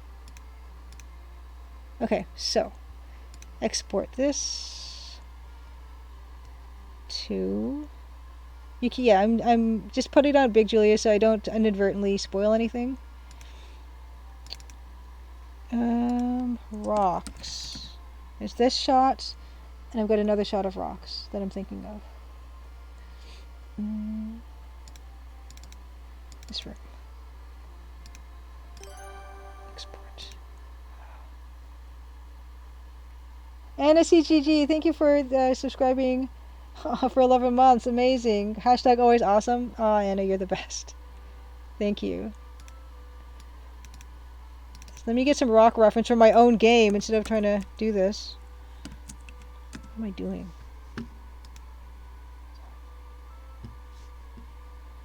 One second. Let me call this stuff up. Honestly.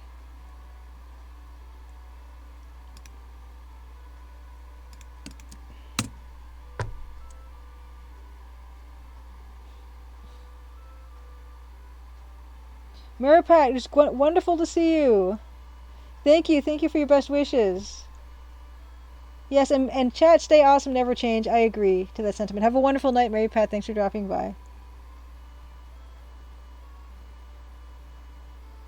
Oh, of course, yeah, Bill Kuhn, that Lazy Game Reviews did an amazing, I think, was it one video, or did he even do a series of videos about Computer Reset? Those were absolutely legendary. I did watch them, and I was completely amazed. Okay, so here are two scenes with rocks in them that are in the game right now. You cannot access this area in the demo. The demo is restricted only to the lodge, and Chapter 2 is when you get to wander around outside. But yeah, here are some rocks. Lots of rocks, in fact. So let's take a cue from my own book, and using this, draw these rocks properly.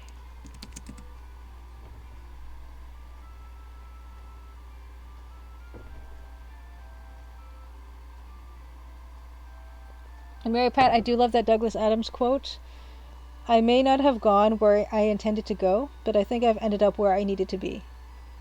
Wonderful. And I think Starship Titanic was on sale as well, because I think I might have bought it on GOG as well.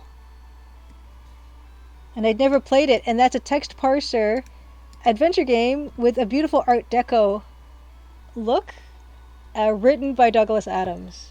So I'm really looking forward to playing that. It's basically everything I love put together. And Just Jeffy, yeah, I wish we had a place like Computer Reset in Ontario. Yeah, we don't have much of anything around here. Let's take a look at these rocks. I think I like the detail of the rocks, these rocks here, because there's a lot of detail in them, and I want detail in the foreground. So what this is let us...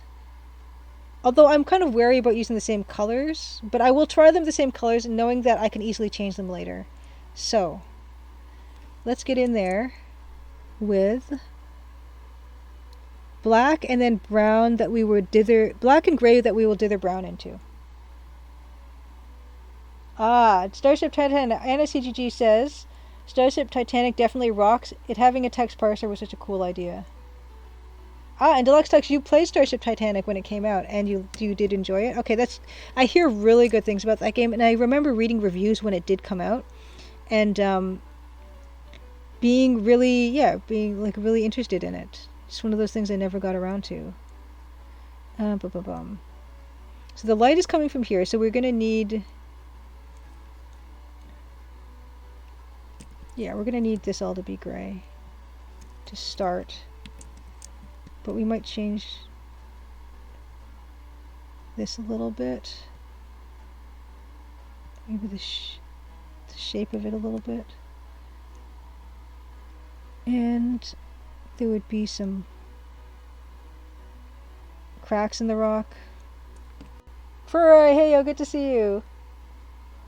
Oh, active surplus, Mr. Jeffy. I've never been. Was that a computer one? I missed out. I think a lot of the work is done by the Dithering here, so I'm going to have to be mindful of that. And this Dithering was a product of a lot of experimentation, so I should really take advantage of my own kind of explorations.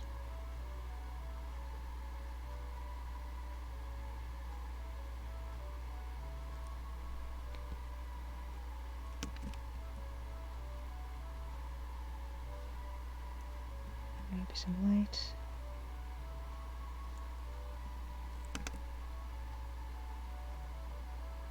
Yeah, Deluxe Tux, the English language has authors like Adams and Pratchett. I often think about witty writers that don't write in English that I must be missing out on.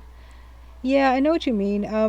I sometimes have I've read books that have been translated, and I know like stuff is getting lost in the translation, but I sometimes feel like I am getting something out of them that I wouldn't get out of an English author necessarily. And I don't know if I mentioned this before, but there is that trilogy of sci-fi books called the Three Body Problem trilogy by, I don't know how to pronounce it, but it's Cixin is the first name, and Liu is the last name. Cixin Liu, I can't pronounce it, but it's been translated into English, and I really still feel that he's coming from a context culturally that is different from North America, and what he's writing, it does feel like a different experience, even though I am only reading the English translation. So I think even if we can't read other languages, there is a benefit to reading books that have been translated, especially if the translation's been done well. There's another book I really like called The Solitaire Mystery.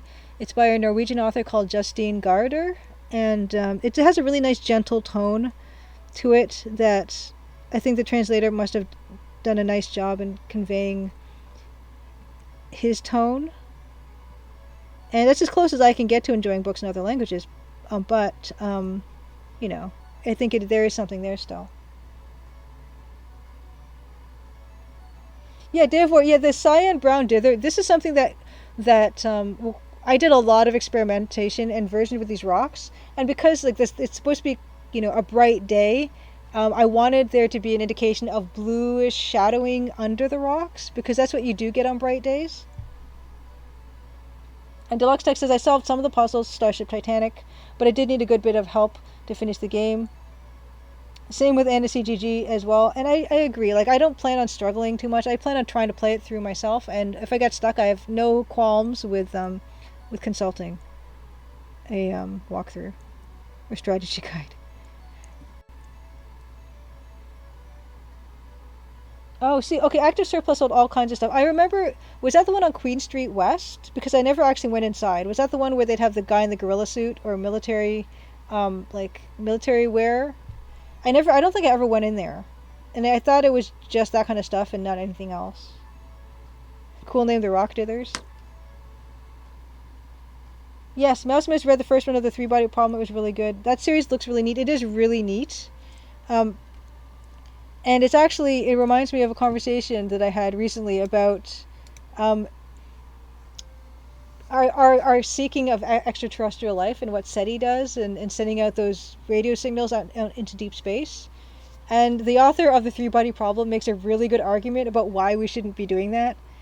And I find it kind of interesting that something that could have such potential consequences to the entire human race was not something anyone really voted on. It was just a bunch of scientists that decided to do it, and they weren't told no.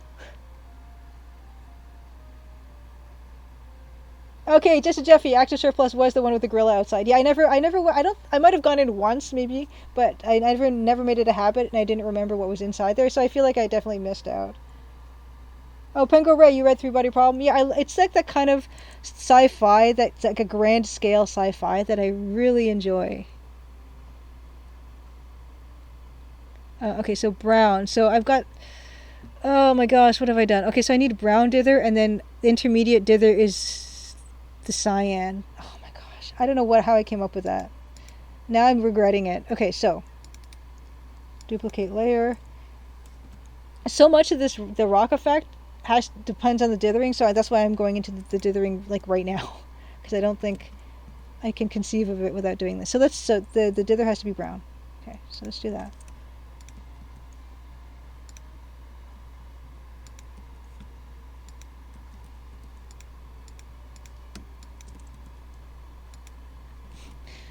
Non-contiguous. Yes.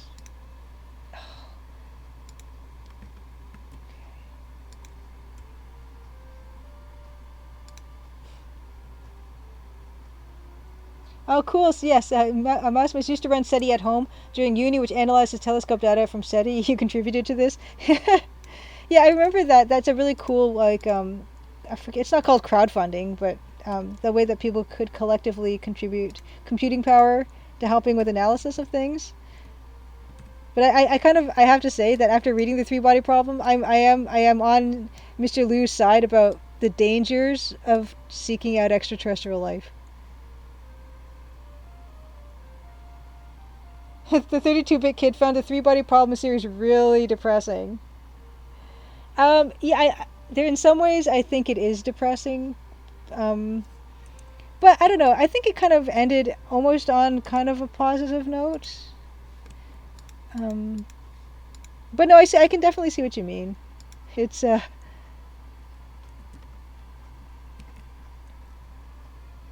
So the other color is cyan, that takes over for the dark. Oh my gosh. Yeah. Okay. Let's do this. Oh, no. I can only imagine how long ago I did those rocks.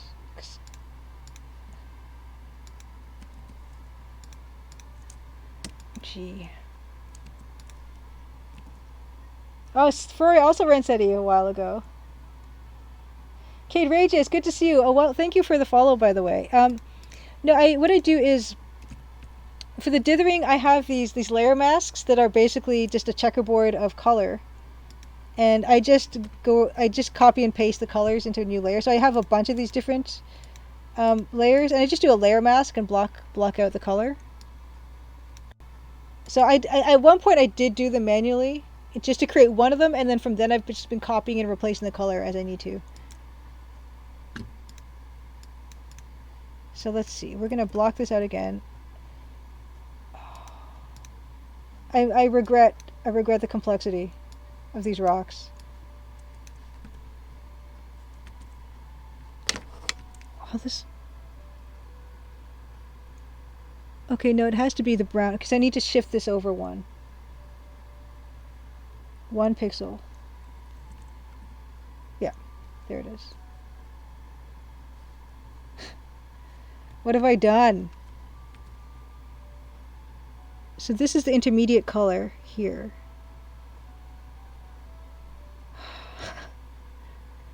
You know what? And this might not even look good. That's what we have to.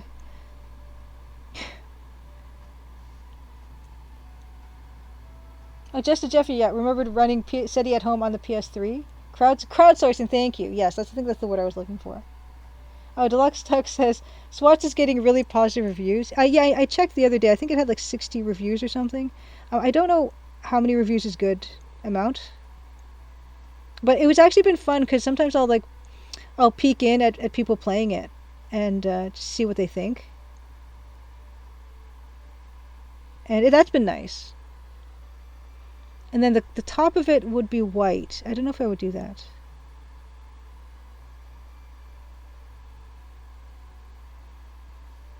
I guess this is also an opportunity when I'm doing this to create, yeah, that texture that I'm looking for. Knowing that this is the part that, yeah, looking at what I've done, following the same rules. Distributed computing is the term. It looks like SETI at home has gone into hibernation. Someone read Three Buddy Problem at SETI. But yeah, I won't go into what the book talks about or what its viewpoints are. But and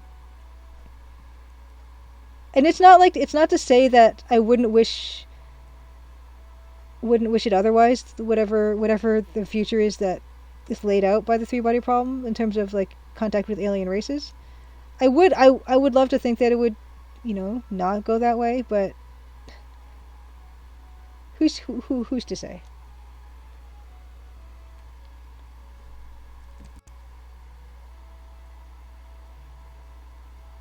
Oh, Deluxe, don't you like the green brown dither into the rocks? You like it so far? Yeah. What I'm going to do is I will break it up with more just solid gray so that it's all about blending. Crowdsourcing is the correct term. Okay. Oh, and did SETI get its data from the Arecibo radio telescope that collapsed last year? And I'm going to need more.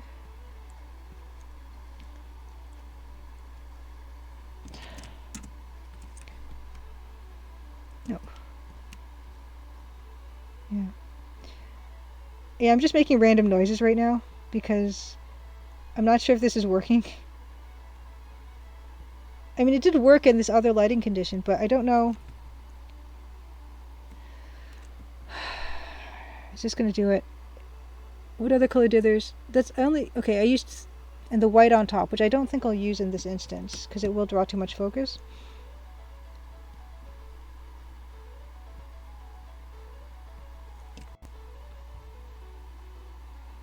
Oh wow, Maximus, your SETI at home account is still there, listing all your old computers.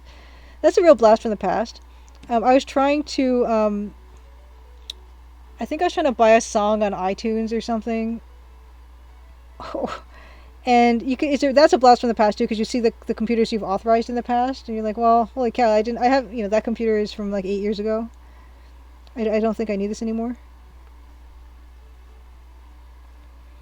I almost feel like this needs an extra layer, which might, the extra layer of color could just be dark gray, in fact.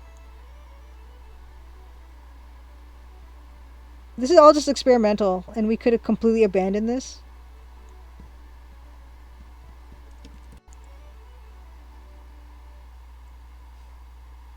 Wow. Yes, exactly. AMD Athlon XP 1800 plus, last seen 2004. Yeah. Exactly. It's like, oh, that's a name I haven't heard in quite some time. Like a Star Wars reference.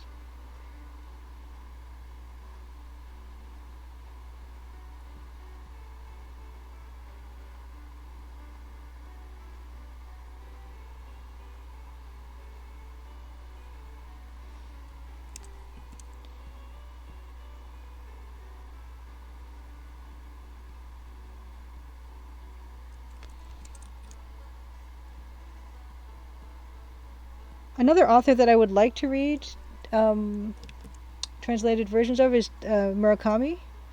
I have not read any Murakami, but I like magical realism a lot, so I think I should try him eventually.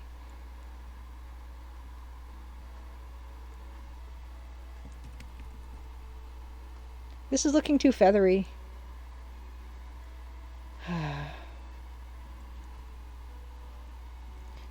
It's breaking up. It's breaking up.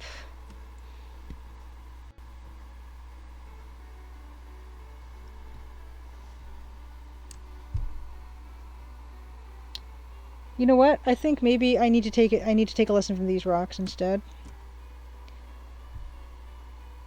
Yeah, I think that's that's going to be the case.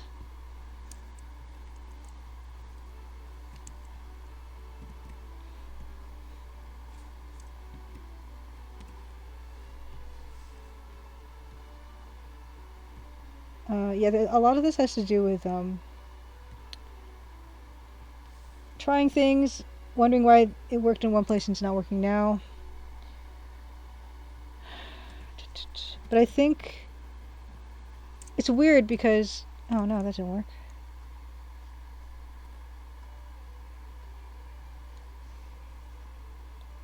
Why didn't that work? It should have worked. Oh wait, it's the gray. It's the gray. Okay, never mind. No, whatever I pressed by accident. Okay, so it's 10, almost 10 now. I might just have to do a simplified version of this rock thing, because this is not, I'm not feeling it right now. That's not bad. Actually, I kind of like it just being that color, and then I can use the light gray. I can just use the light gray and some darkness. Okay.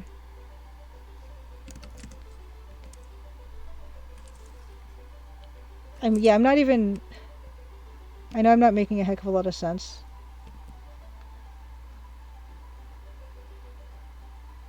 Pascal LaRue, good to see. What is magical realism? Also, hi. It's kind of, it's a genre. You can find it in movies as well, and in books and things. It just has to do with when whatever's being presented to you, you're not sure if it's real or not. So it's kind of almost like fantasy, but more like grounded in reality. There's probably like an actual real definition of it. But for instance, something like Life of Pi might be considered magical realism, because it's about this guy, on a boat with a tiger and other animals, and you don't know. It could be real, it could not be real. Or when stuff happens, in the day-to-day world. Like there's a few movies that are really good for magical realism. I can't, of course, I'm completely drawing a blank right now. But which ones are? Like I guess Secret Life of Walter Mitty, which I haven't seen, but that type of thing where characters get put into these fantastic contexts as well. There's a point-and-click adventure fully based on Murakami's works. Deluxe text. What's that one called? Oh, called Memoranda. Okay, I'm going to open that. Open that tab. Thank you. Awesome. Man, you already missed working on an adventure game, Davor. Huh. That's how you know you're addicted to game development.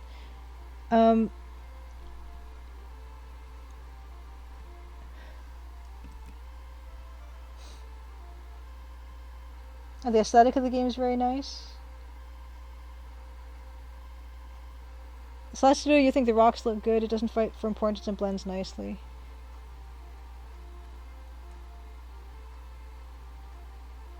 Thank you. I feel like fantasy books and movies and things are like more like everything is fantastical.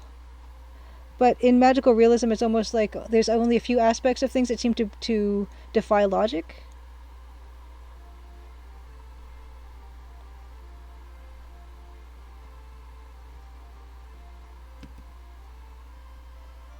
And there's apparently some really good South American authors that do it, and so I would really love to read translated versions of there's a particular author that I'm thinking of, and I can't remember his name, but apparently he's like one of the big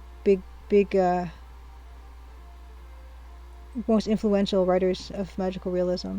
And I'm sure someone in chat's gonna know his name, but I don't.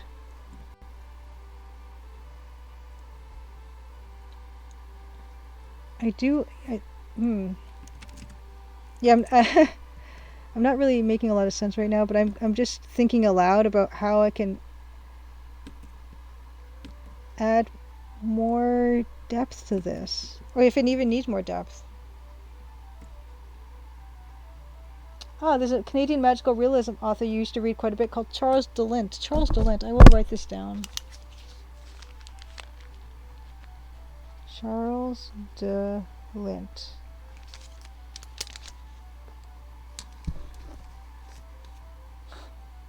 And yeah, Mass Mrs. Red, you have to recharge those creative batteries. But it's good. It's good to have the impulse to do it. Oh, you know what? The grass and shadow might just be blue here. It's these types of things that I don't know how interesting they are to watch, but hopefully One of the things I really like about the work of Douglas Herring in the Crimson Diamond, the Colonel's Bequest, is his unexpected use of color. I find really compelling. I learn something new every time I look at his screens.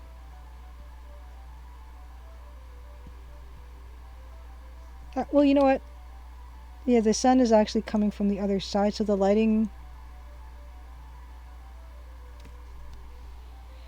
The lighting as it's hitting the rock, this should be the opposite. So the blue, the coolness of the blue should be on this side. And then the warmth of the light gray should be on this side.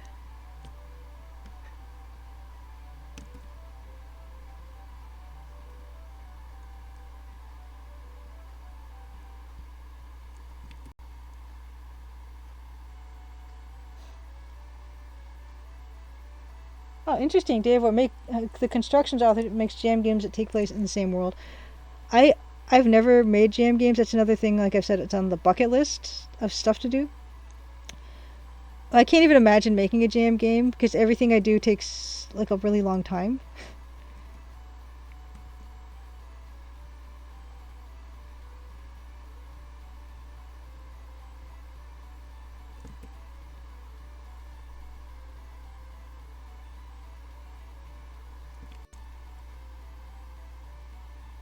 Yeah, Mouse Miss, exactly. When I was a kid, I used to zoom into pictures in Deluxe Paint and wonder why did they use red and green here? That does not make sense, but it did. That's another magical thing about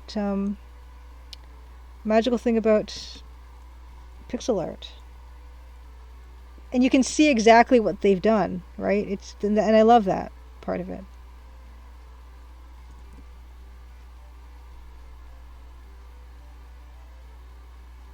It's kind of amazing that someone can make a series of cohesive games with lore through jams.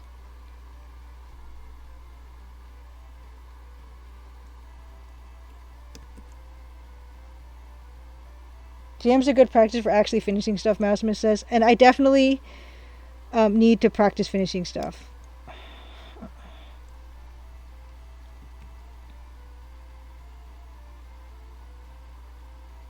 It's not bad. It's not bad. It's a good start. But I do want to incorporate some of the dark gray. Even though these don't have any dark gray, I feel like I want to add that these rocks are closer. I don't know how and where that's going to happen though. Maybe with the really deep shadows, like the real deep crevices where the light's not coming in. We'll have some of that. Blauholzer, you're terrible at finishing stuff. Yeah, the stuff that I've finished stuff on. Well, I mean, the commissions and stuff I'll finish. But when it comes to my own stuff, not as good.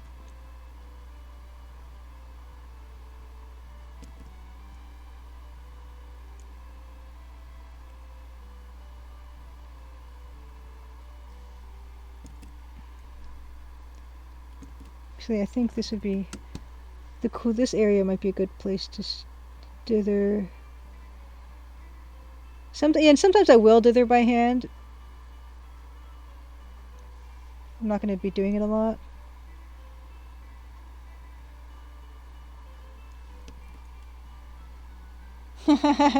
SH Don says jam games aren't released. They escape when your back's turned.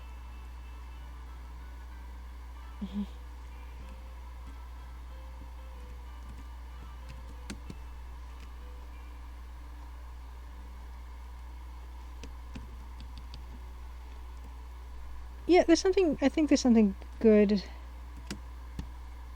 with, you know what, maybe all the blue bits should be dithered. Actually, I think all the blue bits should be dithered with dark gray. So, okay, so this, I'm not using this.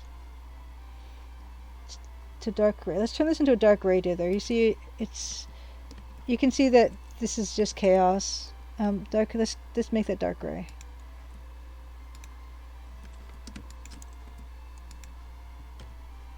And this, of course, is Log Driver's Waltz.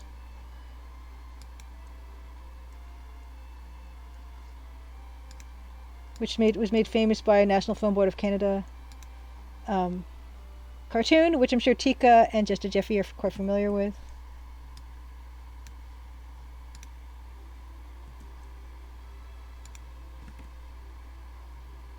And this is where we're going to do contiguous. No. Oh, I think I messed that up.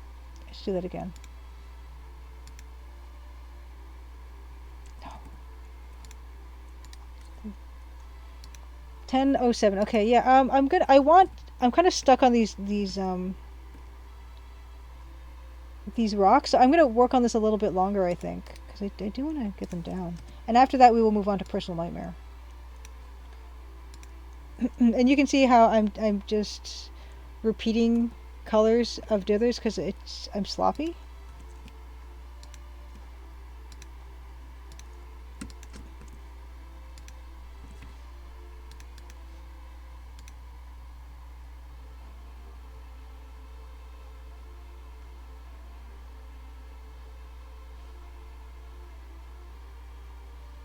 Yes, Pascal Lure. Yes, Log Driver's Waltz. Yes. Hello, N30V3 Nam. Welcome to chat. Yeah, this is for my game, The Crimson Diamond, and it's there's a demo available on Steam. And this is actually intro art I'm redoing because right now it's a bit of a mess. But yeah, I can't, because it's like a narrative game. I can't really show a lot of the stuff that I'm working on currently because I don't want to spoil anything story-wise for people. But this is good because I have so much. Oh yeah, and so much art that I need to redo. And speaking of that, what were people's thoughts on the next piece? I should probably do a poll, but there's too many options. What should the next piece be that I redo after this one?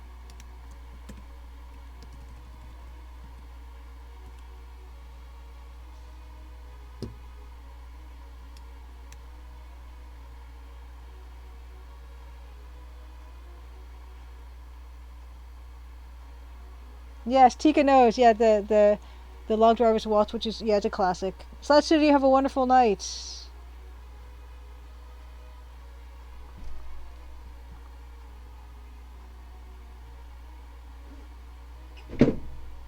Oh, okay.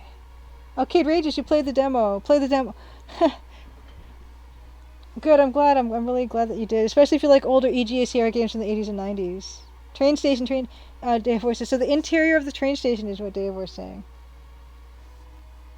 Yeah, the demo is, I don't remember what the command is. That's not a command. Gee. You'd think I would know the command, the shortcut for my own thing. Oh, you know what it is? I know what it is. I do know what it is.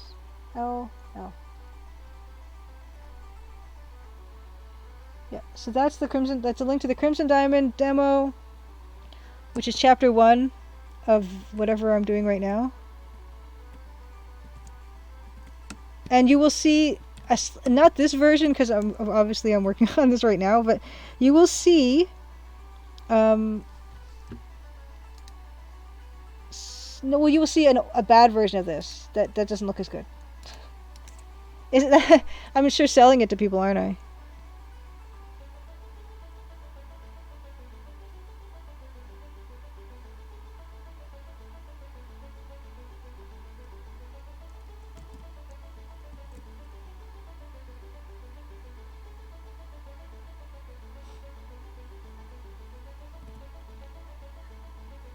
Let's see. I want these rocks to look good, and I can't. It's not happening.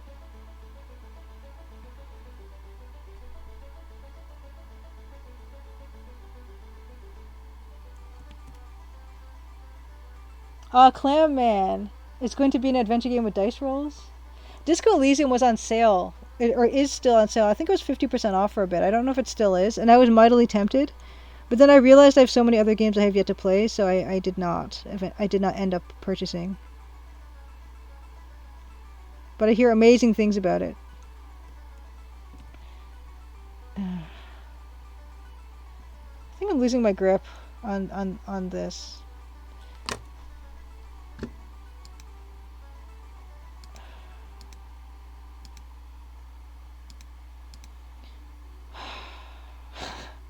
Just, I think that's a lot of the process of making games. There's a lot of sighing. A lot of what is this? I think... What am I doing? The rock is right in the front. It needs to look like a rock. Okay, Disco Elysium is hyper literate and dense. It's very good. Nice. The brighter contrast is the brighter sign has better contrast with the grass. Yeah, well, I don't really need like crazy like I actually don't want really high contrast here because it's kind of supposed to be meant to be in the foreground but not draw too much attention. So I wonder if I should kind of like do like a vignette thing where it kind of is darker on this side or something. Maybe I like that better. Oh, Bahalton also loves Disco Elysium? Oh no! Oh my gosh! N30V3 Nom? Am I saying that right? I'm probably not. I've been working on a short 3D movie based on Day of the Tentacle and lost a year and a half of worth of work. You legit cried? Oh my goodness. I'm so sorry. That is, yeah, that's everyone's, every dev's nightmare is... Speaking of personal nightmare, it's every dev's personal nightmare for that to happen, to lose work like that, yeah. I think this is kind of working for me. Neo Venom, or Neo or Venom for short. Nice.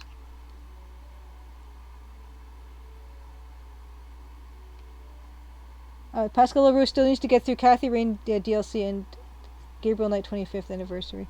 I still have to play Dolores' Little Adventure in Thimbleweed Park. Now that I have a computer that can play it.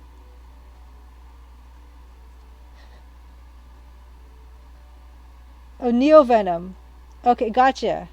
Okay, I got it now. N30V3 Nom. Sorry.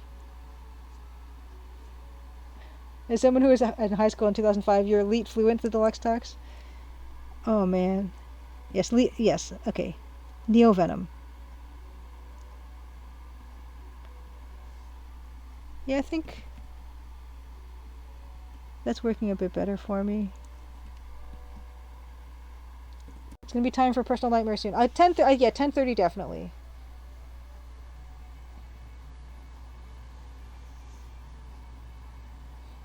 All vowels are numbers. Okay, gotcha. Gotcha.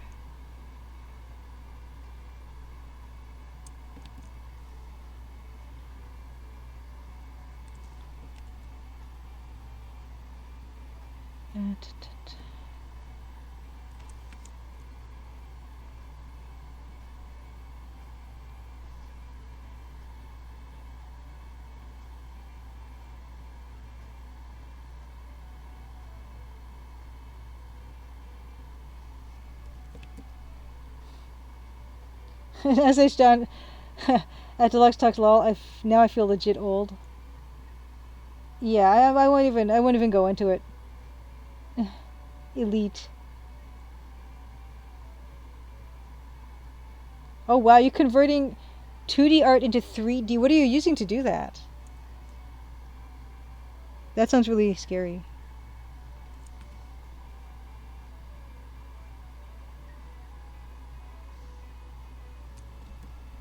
Yeah, 3D art terrifies me. Although I did play with voxels at one time, and I thought that was fun. But anything more advanced than voxels, it's too scary.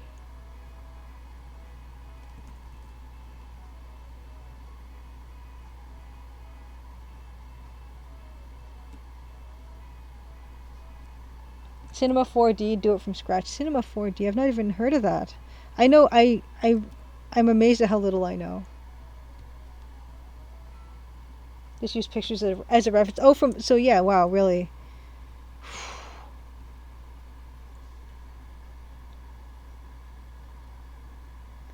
Yeah, I super admire 3D. Yeah, I can't. 2D all the way for me.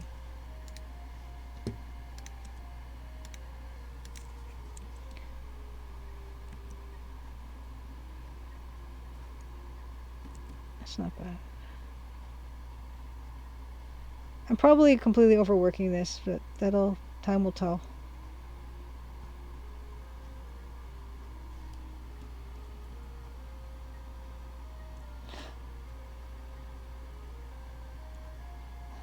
Have you seen how they made TCD 3D parallax on Facebook? Maximus, yeah, I saw that. I think that's really cool. Those types of little tricks they can do. Oh, maybe have I not seen this? Parallax? So I'll open that. I'll have to check that out. I'm not sure if I saw that actually, come to think of it. How does it work? I don't know. I'll have to investigate that later. I'm not sure if I've seen that. Dave Ormiko's trying to pick up 3D so brave. Yeah, it is brave. That's the word I'd use for it. Neo Venom tried to pixel art. It's so hard for you.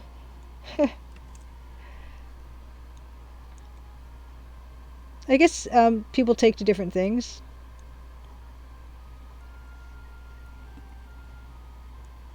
I'm overthinking it. I think there's something to be said about the blue, but I think I'm deeply overthinking this. Might be. Oh yeah, a Neo Venom pencil was my first thing too. Well, probably not first. But yeah, I mean, I love pencil. I'm very specific about the kind of pencils too. Like I like the Statler, the blue pencils with the black top on them, and I use 2H for sketching because I tend to press really hard. And soft lead just make a mess for me. I am overthinking it. I should stop.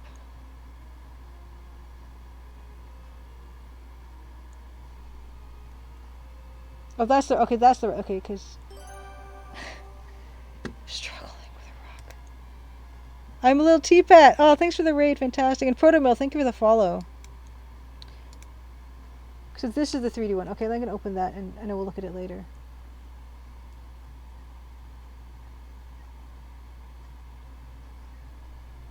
I will have to look at this later. I don't think it's doing a thing for me yet. Maybe I have to check it out on my phone or something. But thank you for that. I've got that open on a separate tab. Thank you for the raid. Awesome. Thank you. And welcome, Rick. Welcome, raiders. I love the Cedric and the snake emotes. Welcome to my channel. I am Julia Minamata, and I'm a game dev, and I'm making this Crimson Diamond game, which is like this kind of weird EGA color palette, 16 colors. And I've been doing this and also showing music with the musician that's on the game as well. And also I started a Let's Play a little while ago that we're going to be getting into really soon.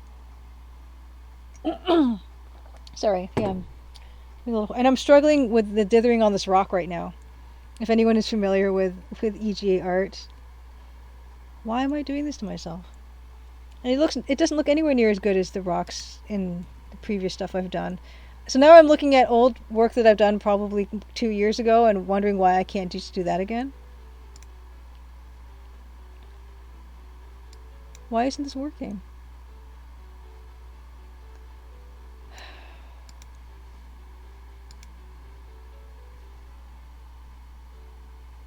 Oh, Galara Dragon, you're on my mailing list. Amazing. Thank you so much. Yeah, the Crimson Diamond Gazette is... I come out with it every month, around mid-month, so that means I have to get started on this one for December. And there is on my website, thecrimsondiamond.com, you can subscribe to get that directly to your email box and get a nice like long-form thing that has a rock fact and a craft corner and update dev updates for the month and links to the live streams and stuff like that. So I'm really glad to hear you're a subscriber. Oh, cool! And I did Admiral J's portrait. I sometimes do EGA portrait commissions. Admiral J is a streamer on Twitch, and I'm really pleased with how his portrait turned out. It's one of my favorites. Oh, I'm a little teapot. King's Quest on the Tandy 1000 seemed like a good match. I think King's Quest on the Tandy 1000 might be the first adventure game I ever played. So that is a perfect match. There needs to be deeper shadows on this. Now that I look at it. And and actually I'm going to be stopping work on this soon and playing Personal Nightmare, which is an EGA game that came out in 1989. So yeah, I'm a little teapot. Tandy 1000 first rig. Cade Rages, KQ3 was your first adventure game. I think KQ3 probably is my first EGA adventure game. If not my first EGA game, definitely would have been my first EGA adventure game. I didn't play King's Quest 2. I don't even know if I ever have played King's Quest 2. But if I did, I played it much later than King's Quest 3. And I love the EGA art so much in King's Quest 3. That was a big deal. And of course King's Quest 4, because the art was SCI. Well, the version I had I think was SCI, which was even better. Even better EGA. Yeah, King's Quest was kind of my main series growing up. So a lot of the my adventure game firsts I think were through King's Quest. My first game that had Sound Blaster was King's Quest 5, I think. Maybe King's Quest 5. Yeah, King's Quest 5 had the first.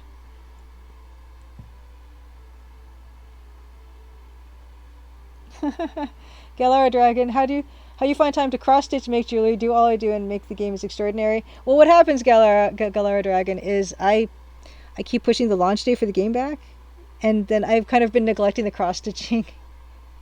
I haven't done it at all this month, and the jewelry stuff I also haven't done in a while. So yeah, I wish, everyone wishes the same thing. We all wish for more time. Oh wow, Dave, well, you're a baby on your mom's lap when she played these games. Awesome. SH Dine, Space Quest 1 was your first one. Ooh, Cade Rages. When King's Quest 4 came out, got it on EGA. When you got a VGA card, you returned to EGA for the VGA version. You returned the EGA for the VGA version.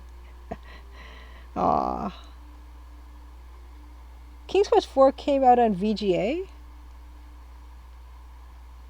Was that the SCI version?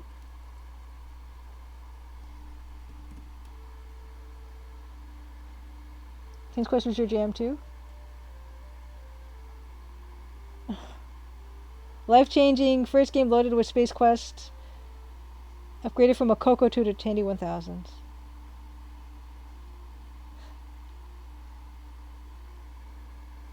Ooh, Davor, congratulations on selling your first dice set on Etsy. I love when people do awesome dice sets. I love, I've seen ones that look like there's macaroni and cheese in the dice. That kind of thing. Oh dear, Neo Venom, your first ER game was Leisure Suit Larry at the age of 12. You know what? Maybe Leisure Suit Larry might have been the first EGA game in the house, but the first one I probably played or got to play was King's Quest 3.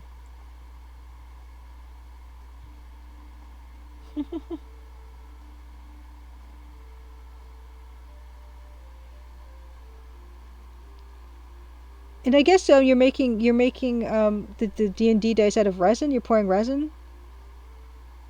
Davor? Of course, I'm a little teapot. No one's parents let them play Leisure Suit Larry, though you got your hands on them later.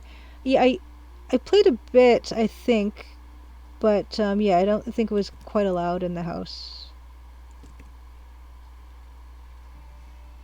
It came in via the that network of software pirating office dads, of which mine was among them. Resin and food coloring, nice. D&D is a lot of fun. I really love special dice sets. Um, Although I don't really play right now. Well, I mean COVID, etc. I think I'd eventually would like a nice set if I ever got around to playing again.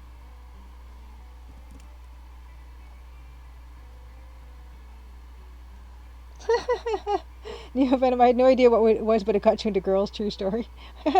Lisa Sue Larry.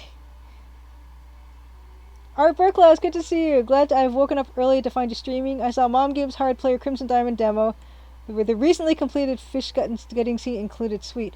Oh, really? Is that in there? What have I done? I thought it was going to be the older one. Art Burklaus, good to see you. Yeah, and Mom Games Hard. She messaged me saying that she gave me a heads up that she was going to be playing it, and unfortunately I wasn't able to make it. But I do plan on watching her playthrough because it's like live feedback and game testing, and I'll take as much help as I can possibly get for that. So yeah, I'm so pleased that she played it.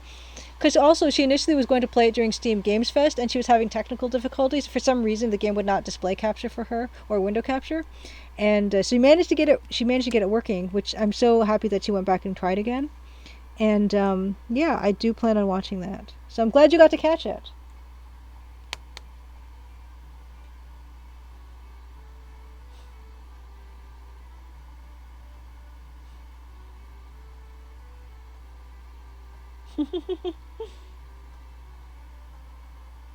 Just as Jeffy worked in a grocery store as a stock boy at 13, always spent 100% of your paycheck on Sierra games. That's dedication.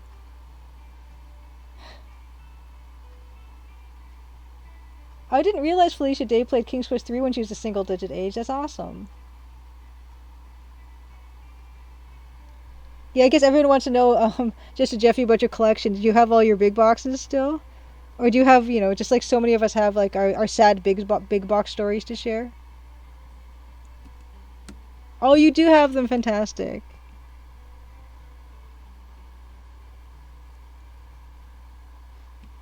I'm glad that you don't have the stories so many people have, which kind of cause people to pick up collecting later.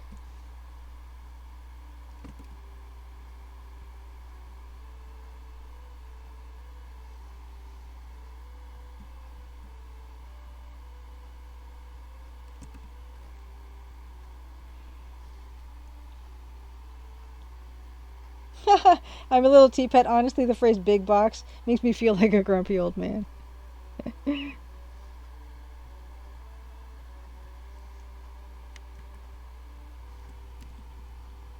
Okay. 10:30. I spent probably 20 minutes on this darn rock, and it's still not quite where I want to be, but I think I'm getting closer. But I think I've put too much detail into it, so I might have to knock that back a bit. But it's okay. Last time was great progress. Thank you, I appreciate it.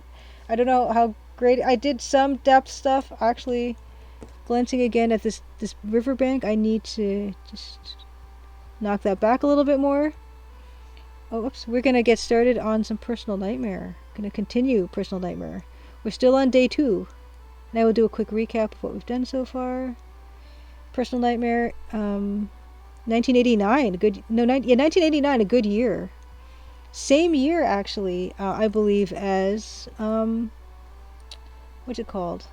Same year as The Colonel's Bequest? Possibly? Ooh.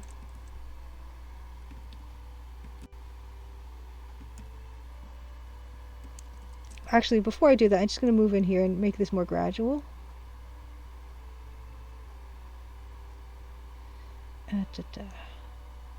But I've been having fun with it. I mean, well,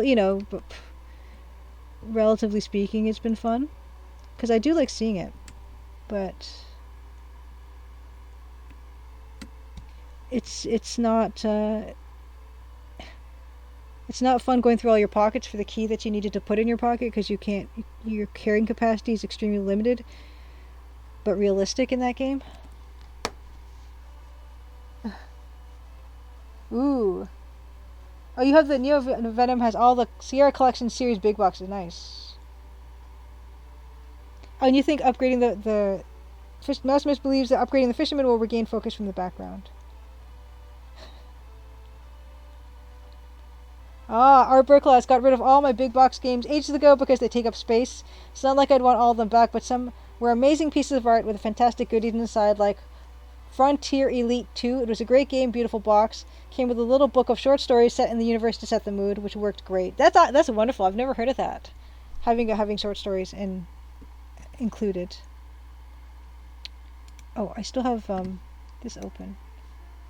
No, don't save the game. Okay. Wonderful. So, swapping out to Big Julia View and trying to get back into focus because for some reason it's fine. Yeah, I'm going to close up Photoshop now, and we are going to get into. Actually, I got to save.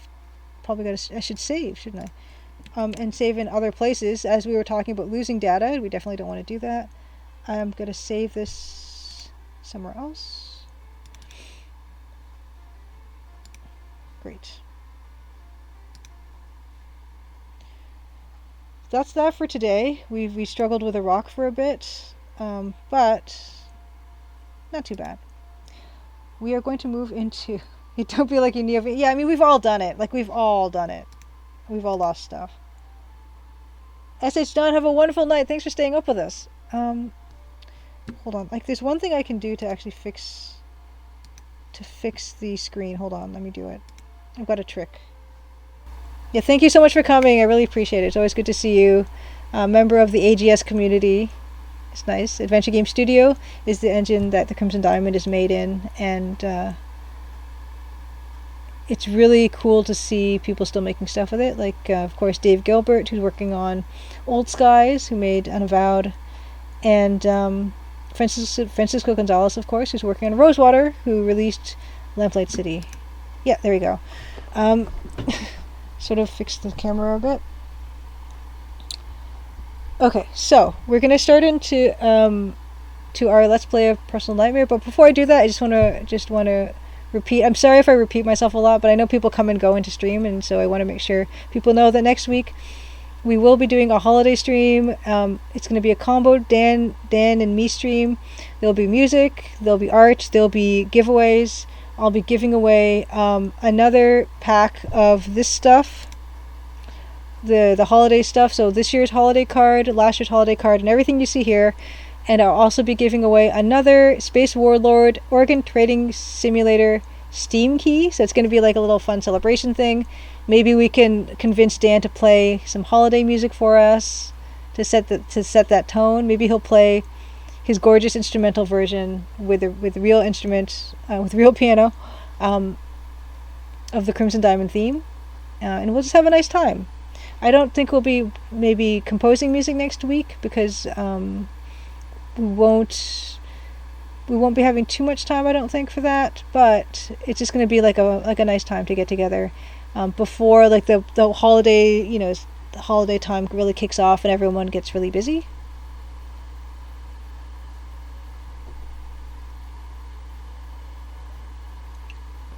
But yes, we will do something. We'll have a fun time. The following week, I think, is the 27th or 28th or something. I'm not sure if I'll be streaming that day. But yeah, we're gonna be doing one next week. So let's get into Personal Nightmare. Yeah, I mentioned that the screenshots, the beautiful screenshots you see there and there are from Personal Nightmare. It uses the same color palette. It's an EGA color palette. It's gorgeous and super unforgiving. I'm going to change my tag to playing Personal Nightmare. So give me 1 second. Let's play Personal Nightmare. Okay, and change the tag. And what's great nowadays is this wasn't always true, but I noticed when I was changing the tags and stuff for today's stream that the Crimson Diamond is now a category on Twitch, which is really awesome. So if anyone plays the Crimson Diamond, that'll show up, and I'll be setting my category from now on to that. We're going to move on to Personal Nightmare, so I'll be changing the category to Personal Nightmare. Done. Okay, so that's that. So anyone who is not going to join us for our Personal Nightmare, it was wonderful to see you tonight, and hopefully see you next week. And for those of us who are going to enter the personal nightmare together, let's get started. Oh, before I do that, if anyone's new to the Let's Play stuff, I'm going to just do a really quick background on the game, the story. So you're a guy who goes back to his hometown. Your father has gone missing. Your mother has written you a letter saying, "Oh dear, your father is acting strangely. Can you please come and check out things?" And that's basically what happens. In our first day, we arrived. We killed a vampire and a witch. And something that was apparently a hellhound, although I don't know, might have just been a mad dog or an angry dog. And then we second stream. So that was the first day. I mean, well, not even the first day. The first part of the playthrough that we've done. Yes. Oh, I'm a little teapot. That's great. Great to know. Let me know when you do end up streaming it, because I do try my best to show up and be in chat to answer questions, and also just to watch and to learn if there's anything I can improve on in the game. Let's see. So yeah, the first stream was there's that. So we killed a few things. We looted a few houses or something, and then in the second part of the playthrough, we went to the registrar's office. We opened a safe, found a marriage certificate for Susan Blandford. And went to day 2. Day 2, there was... Oh, yes. Day 2... I think... Oh, wait, no, the end of day 1, we had the kitchen sink demon. Yeah, part 1, we still had the kitchen sink demon. No, part 2... Part 2 of the playthrough, we had the kitchen sink demon. We had a very long and in-depth chat discussion about garbage disposals and... where they happen. Apparently America is big on them. We're not so much in Canada. And then second playthrough, we found we went to the vicarage, which is where our father works. We cut the fingers off someone who was trapped in a wall, but they were long dead, so it's not really that big a deal, I guess. We reported a hit and run to the cops where we had a number plate and a certificate. Yeah, honestly, the playthrough doesn't make a lot of sense narratively, so we're just doing random things and seeing the pretty backgrounds for the most part. We left off sending away for a roll of film to be developed at the post office. So pretty mundane considering the start that we had, which was fighting the undead. But let's get into it. And so from now, I am going to turn off the desktop sound because the game does not have sound. And, well, it has a couple sounds and they're not good, so we're not going to do that. But let's turn off this. Let's turn on the Personal Nightmare game. And we're going to get started. Welcome to Personal Nightmare. There's a surprising number of games where severed hands or fingers are an inventory item. Yes, Art Burkles, this is a game that distressingly progresses in real time. And hopefully I'm the only one hearing the horrible music. I just had to take out my earphone because it's just that loud.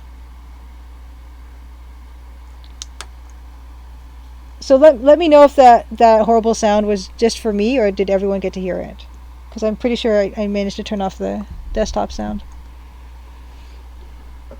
So this is Horrorsoft. Horrorsoft made Waxworks. They made Elvira. Both Elvira games. No music. Wonderful. That's a relief. There is no music. Good. Wonderful. Yeah, there are people who were here for the first part of the playthrough. And they heard the sound. And now they know why I don't put the sound on for this game. Good. Your ears are safe. Wonderful. My left ear might never be the same again. But... that's the price we pay. Okay. My trusty walkthrough. Let's get this done. We're going to restore a saved nightmare. Yes, I want to restore a nightmare. I'm a little teapot. Oh, you weren't allowed to play this game. Interesting. Oh, Blaholton, my heart is still beating, so the sound did not reach you. Kid Rages, Elvira's your idol? And unfortunately, I don't think she's in this game. I think she's just in it as a logo. But I don't know. Maybe she can show up. But as far as I know, she's not in it, unfortunately. But there are 2 of Elvira games. Retrograde Tom played at least one of them. on his stream, and I don't know how difficult they are, but they seem pretty punishing. Stream 2 is where we were at. So yes, this game does, the time does pass. And please let me know if you can see what the game, because I'm just full screen right now, so I can't tell. Yeah, the EGA skin. One of the things I love about playing EGA games is seeing how these problems are solved by different. Okay, good, you can see it. Game visible. Okay, how the same problems are approached by different artists. Right. So this, you got this. Look at this policeman. Look how many colors are in his skin. We've got the dark red, the light red, the yellow, and the brown and the white. That's 5 colors. The guy's face is probably 40 pixels, and he's got 5 colors in his face. It's amazing. Like the Sierra style is predominantly the light red color, which is, you can... Oh, why is my mouse not working? Oh, because it's paused. Okay, yeah. The light red is predominantly what the color the Sierra would use, with the dark red for the shading parts. LucasArts, with the close-ups, they would actually use a lot of dithering in their close-ups. There's actually a lot of variety of how styles in the EGA, which I find fascinating. Yeah, Cade Rageous, you're right. I think the games look horribly... Well, they don't... They look amazing. They don't look fun to me because I think the Elvira games are more like RPGs, and I'm not interested in wrestling with the combat in these games, because I'm not good at combat in games usually, and... yeah, it's not for me. But the graphics are stunning. Yeah, I've just been rendered in EGA, and boy is my face red. Yeah, the clothing I think could have been done better. But here's something about the clothing. This guy animates, so he'll walk off the screen if we wait long enough, and I feel like that's the trade-off. So if he's an animated sprite, they didn't want to use so many colors, even though they used a lot in his face. I don't know. I can't explain it. But something like when you think of Space Quest 3, where you've got that kind of Terminator robot, and he's lovingly rendered, like he looks amazing, but then when he's meant to move, they say that he has a kind of invisibility cloak so that you can't see him moving around, because I think to animate that beautiful piece of art of the Terminator robot would have been, really time consuming. So they said, oh, he goes invisible. You can just see his footprints.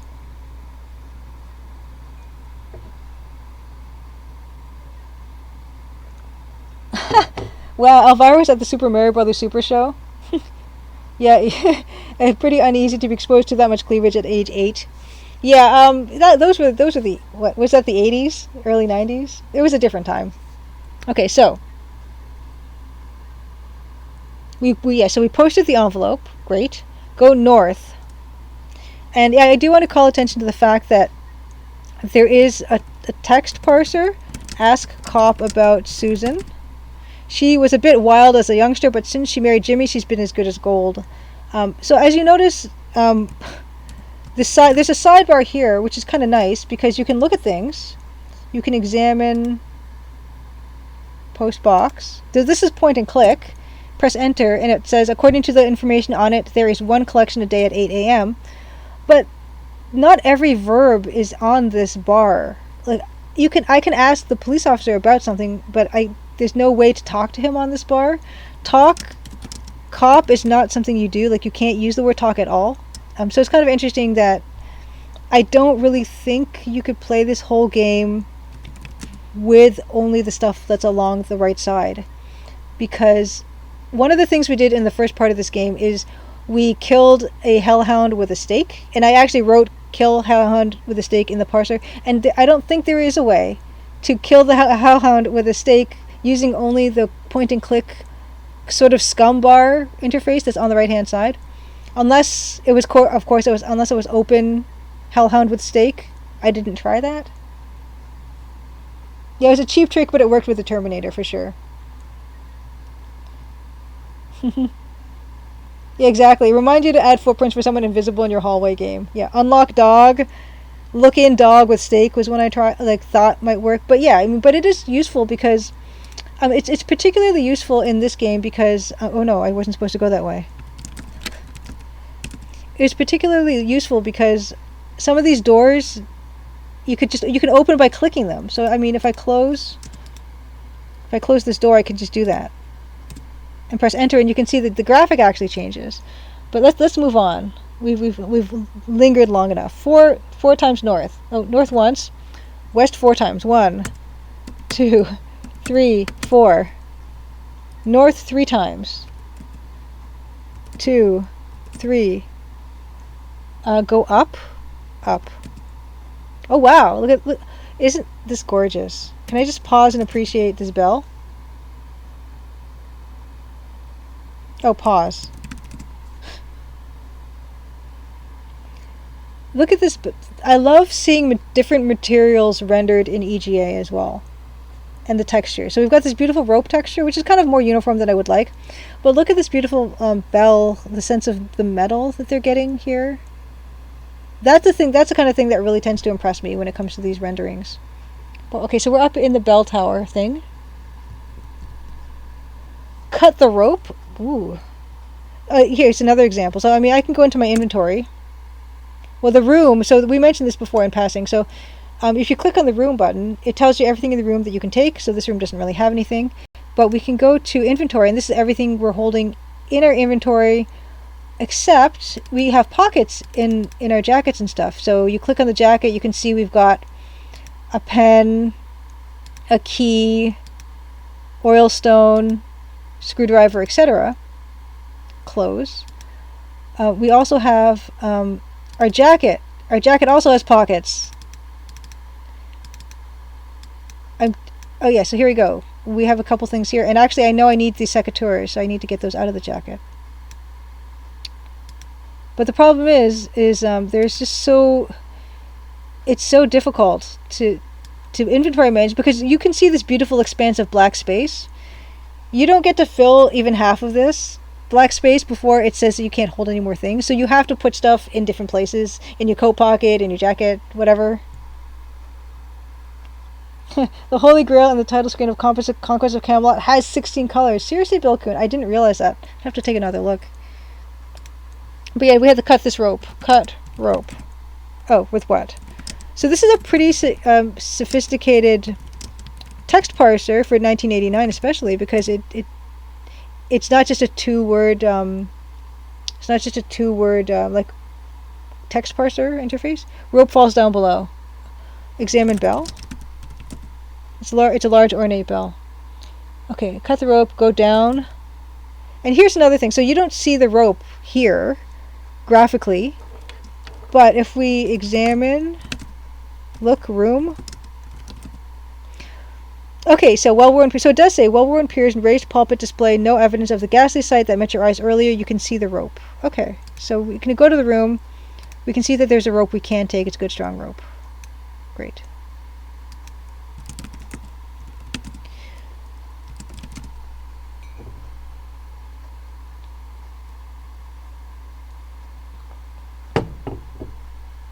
Oh, Dave voices. Okay, the bell. Oh, okay. Yes, Conquest of Camelot is a fantastic 16-color game. Blaholton, you have a soft spot for inventory management, but yeah, this is extra layer of difficulty. But the lighting effect is very nice on this sculpture on the left. I think it's interesting that they could achieve the effect of stained glass with just the pixels as they are on that rear wall. Yeah, Art Burklaw, you said you played Conquest of Camelot a bit, got stuck pretty early on, was amazed at the splash screens. It's a really good looking game. And I did play it, and I did get stuck, and I did use a walkthrough, and I enjoyed every minute of it. Okay. So take rope. Oh, I got rope. Okay. I can drop the secateurs, finally. Drop secateurs. Oh. Dropped. Go south. West 3... West? I can't go west. Uh-oh. Cut the rope, go down, get the rope. Drop sectors, go south. West 3 times and south into the bar.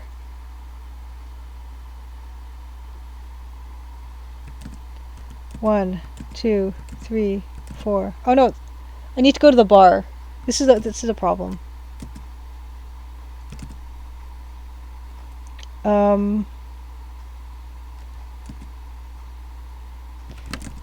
There's a problem with the walkthrough.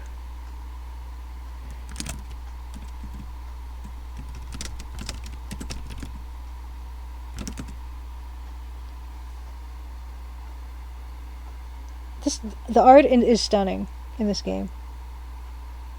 Yes, and I'm a little teapot, you're correct. Conquest series designer Christy Marks also created Gem the cartoon, which I did watch, and I did have a couple of those dolls.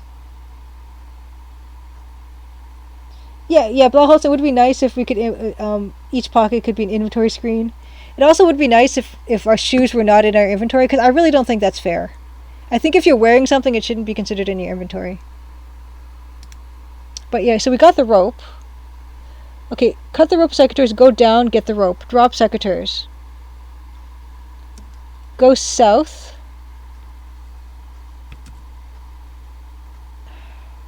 Yeah, there's no west here.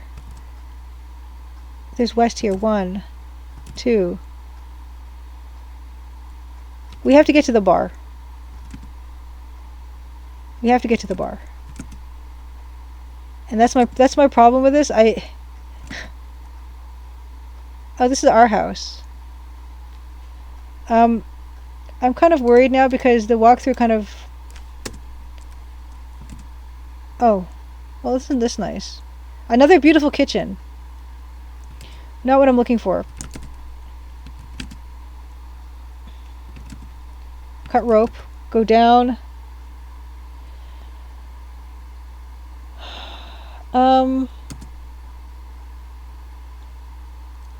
Go south.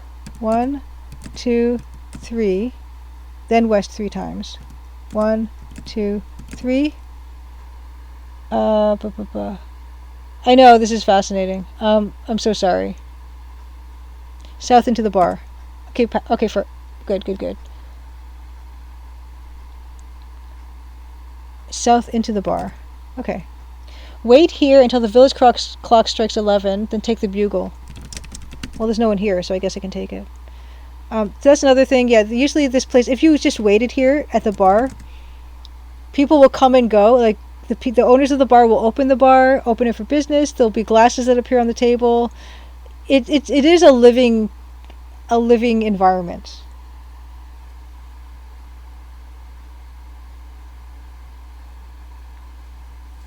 Yes.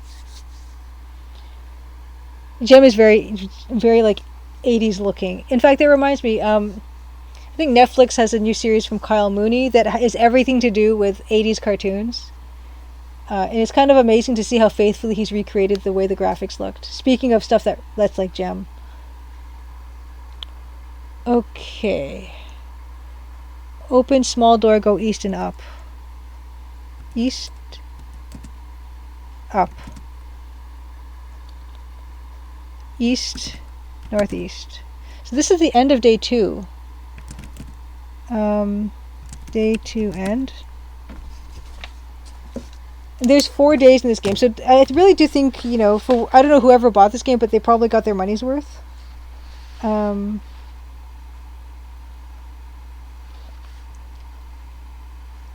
Day 2 end.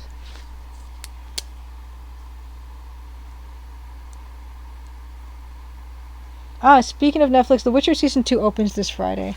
That's another thing where that was a series written by someone who that later got translated. Polish, right? Like a Polish author wrote a series that got very popular, and then they translated it, and then made the games and then the show. Day 2 end.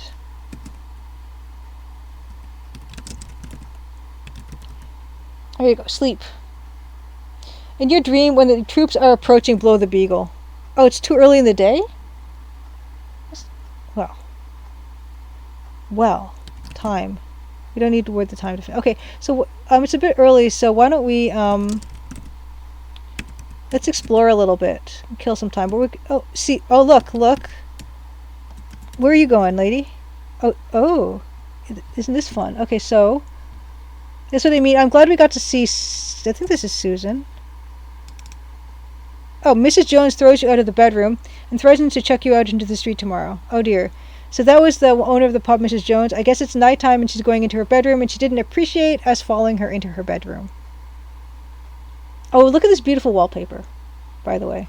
And interesting how there's a suggestion of the wallpaper on the wall on the right-hand side, but it's not continued, which is an interesting choice. Yeah, I almost wonder... Oh, Deluxe Tux, was good to see you. Have a wonderful night. Oh, there she goes. She's left again. Where you? So you can actually follow her. I thought. Did she go into this room? No. Well, she went somewhere. But it is awesome to see them kind of move around. Look, room.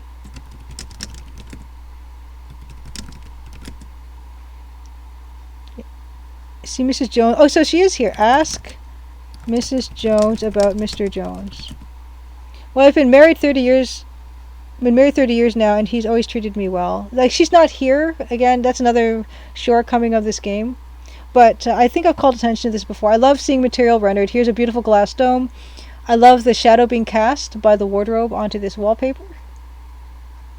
And you'd think, here's an example of blue shadow, because this is white, and usually you'd think if something's in shadow, we'd use the light gray to make the white look darker, but the artist here has used the light blue, which is a really great choice because it does give more of a feeling of a cool shadow than the gray would have. Yeah, who has it? So this dome, examine the dome. Soldiers. They are neatly stood in ranks inside a glass case. Can we open this? Actually, let's save this. So we're killing time. Kill time. And also, another thing this game is missing is you can't scroll back in your log to see what you've done. And I know some games do that, which is super handy. So I got to write every single game down. Name of the game. It's hard if you're not to see that as some kind of gadget. Let's try to open this. This is probably going to be a disaster. Open soldiers. You can't do that. And I don't think you can just try opening the dome. Open glass case. The case is locked. I don't think I... Who does that? Oh, whoops. So it is useful in this game to have a point-and-click interface somewhat, because you can, click on stuff you don't know what it is.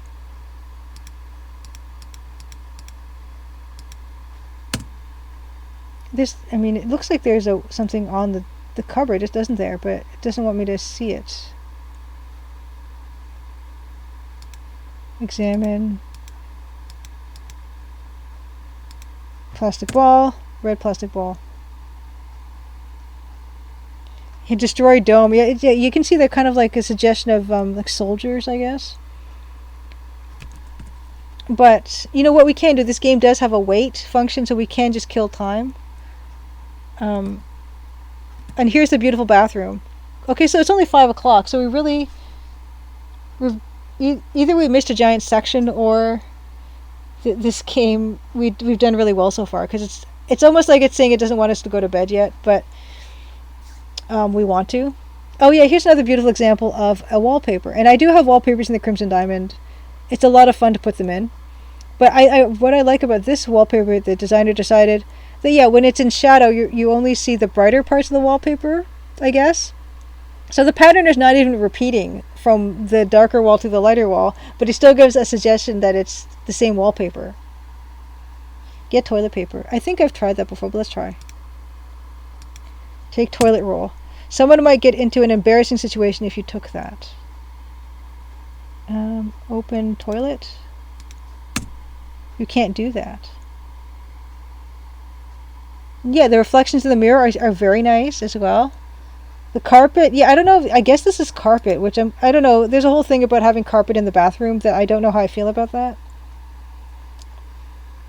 Maybe the flowers are reflective.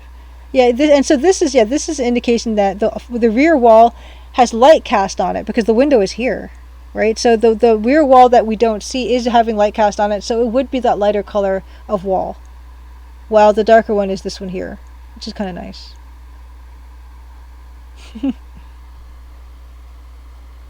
Can we wash hands? Just in the Crimson Diamond, you can wash your hands, by the way. Oh, you can. It doesn't show you anything, but we have. I think we all feel a little bit better. Take bath? You don't need a bath.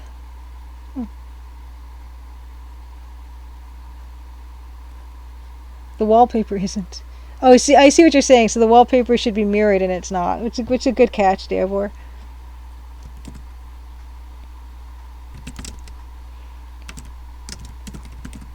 What is that? So So the doors have different names because it looks like these doors are both north doors, but this door is the northeast door. Yes, that is definitely a door. So this is considered the bedroom door.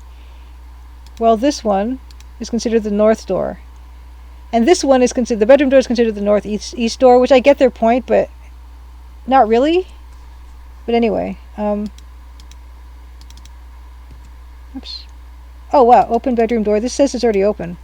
Oh, okay. And double clicking is nice to be able to navigate. Why don't we wait till our bedtime? Because that seems like we need to do. It's like 6. Can we sleep now? Oh, blow bugle. Oh no. Okay, as you blow the bugle, the soldiers disappear. You wake up feeling refreshed.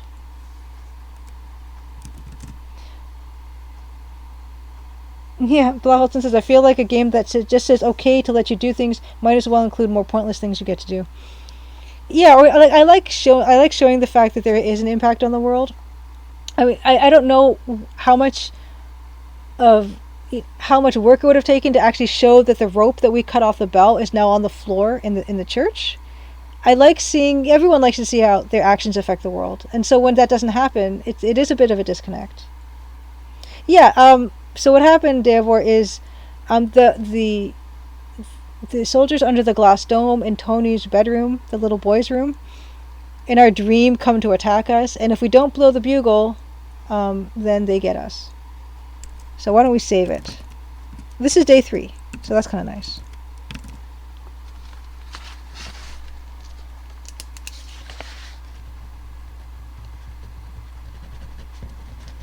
And my pen is... Oh, no, there it goes. Day 3. You know what, Davor? It does not happen every night, but when I was playing this on my own, I felt like it did happen on the first night, and I didn't have the bugle, and I didn't know to even blow the bugle.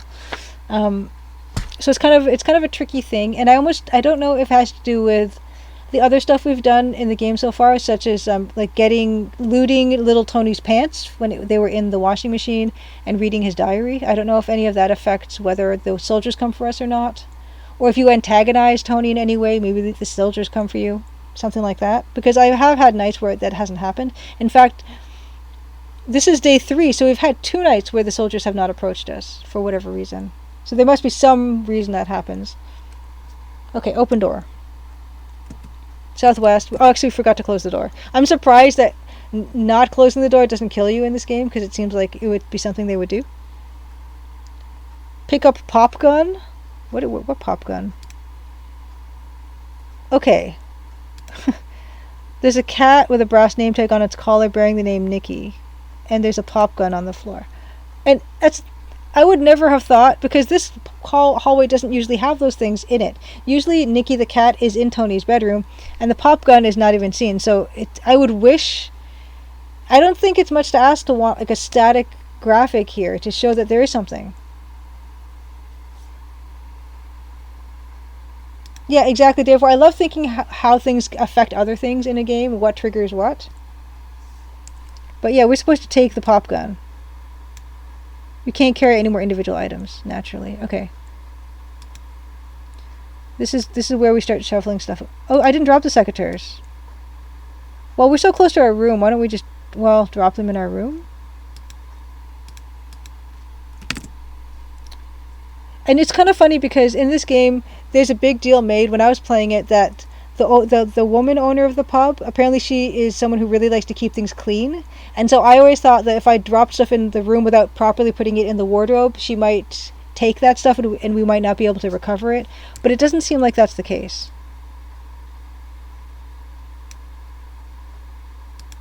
It seems like that would be something the game would do, but fortunately it's not.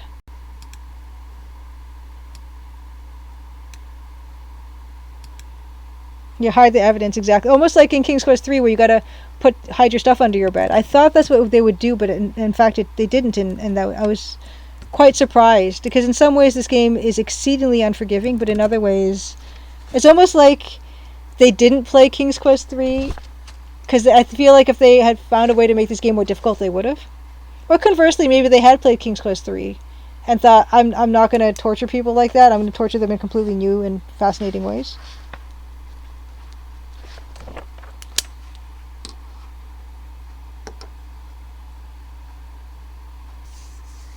Oh, nice. The 4 challenges have difficulties based on your actions. What is? I can't. What is the? You say PW, and I can't remember the what the acronym is, and I feel so bad, but I need to ask you. And I'm gonna kick myself when you tell me. Homasma says, in early Sierra games, if you give something to someone, perilous. Well, thank you. Yes, I saw it in chat before, and it didn't click for me. Thanks, but you'll never get that back. Wonder if you could remaster this game. There's so much good in this game.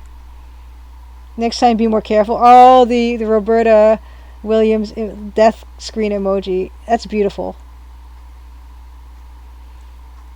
Yeah, there's so much to like in this game. Apparently, the engine was very tough to use, and that's probably why they stopped making games like with this game. But there's so much to like in this game, honestly. Throw wool at the cat. At the cat we don't see. The cat plays with the wool. Okay. Go northeast. Close door. Fire gun. Take cork. Drop gun. I like the text parser because it is so much faster than moving your mouse cursor over to all these things and having to try to do them, going into the inventory screen as well. And the fact that I can drop the gun from my inventory by just typing in drop gun without having to make that extra step, I find really appealing. And that's also kind of why, yeah, I mean, having a text parser, having a text inventory window in the Crimson Diamond, I find really appealing as well for that same reason. It kind of just expedites things. And I guess the speedrunners would like that. So hopefully speedrunners will, anyway, play the game. Okay. Open door. I don't know. I guess you had to... You know what? Save what? I want to see what happens if I want to see what happens if I just fire the gun now. What if I don't even have to... What if I don't go into my room and fire the gun? Oh, see. Okay, interesting. So if you fire the gun... in the presence of the cat chews the cork and you don't get the cork, and I assume this means that you can't finish the game. Interesting. Pop gun. So what if we... Okay, so we go... The cat is following us. Okay, so now the cat is in the room with us. Okay, so yes, very good. Okay.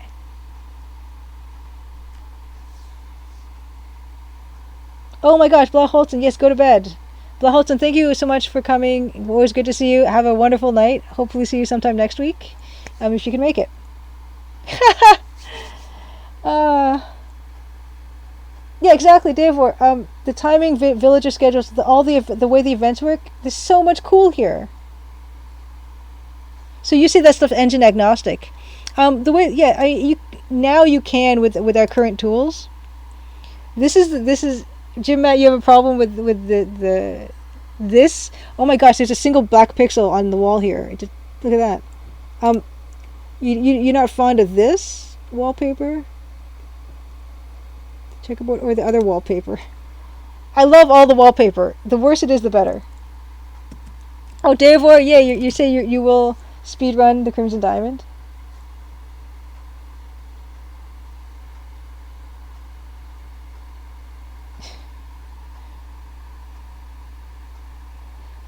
Oh, yeah. So you're saying, Dave, that there's nothing preventing another parser engine from doing all the things that are unique to this one. Time, yeah, it could totally happen now. Although I wouldn't want the time to pass in this game. Well, I guess it has to. Like that's part of it, where the time has to pass in the game for those schedule things to work. Or not necessarily. You could make it bound to turns or something. No, the one in the hall. Okay. Let's revisit. Oh yeah, first we have to we have to go into the hall anyway. It's this beautiful floral pattern in green in green and red. I want to add it to my game. I might add it to my game just to torture anyone who hates it, because I think it's quite lovely. I mean, it does remind me of wallpaper from like the 70s. Because like this nice floral pattern, this orderly. Yeah, so we throw wool at cat. Northeast, close Do we have to close the door now? What if I fire the gun now? Okay, see, I don't need to... I can just take the cork. That's fine. Drop gun.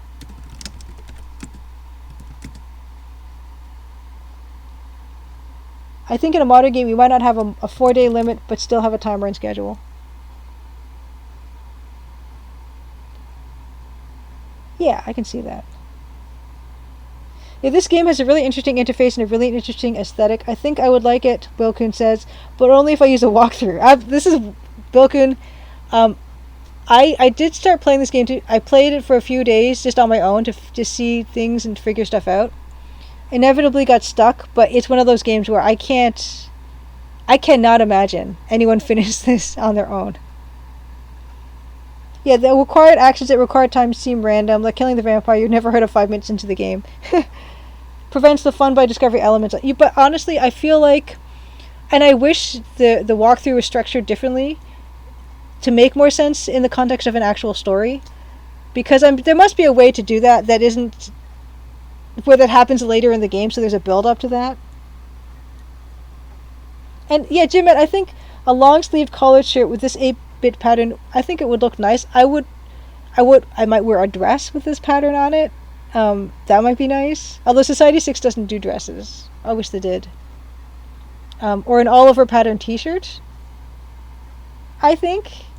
I like a good floral pattern, and this one is not the worst. But now that you've said that, I want to add it to the Crimson Diamond, just to be a pest. And more wallpaper into the Crimson Diamond as well. Open the door. Okay. Open the door. Go southwest. West. Down.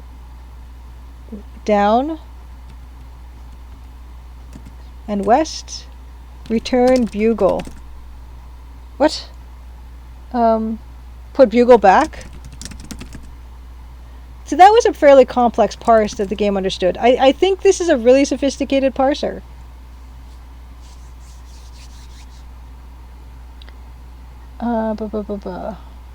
Wait here until the village clock strikes 11. Everyone should have left now. Okay, I'm going to save it. Waiting.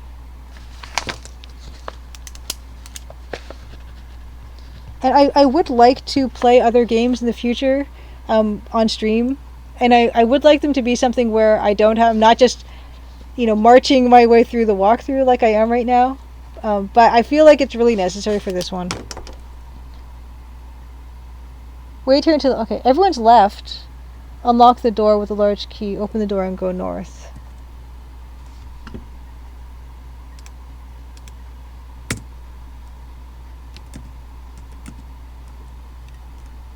Put the bugle back. Wait here. Unlock the door. Which door?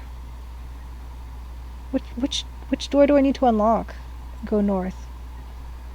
Unlock north door. I can't see that. Here's the... Oh no, I didn't want to go back there. So I returned the bugle. I definitely need to put the bugle here. Oh. What's going on? West.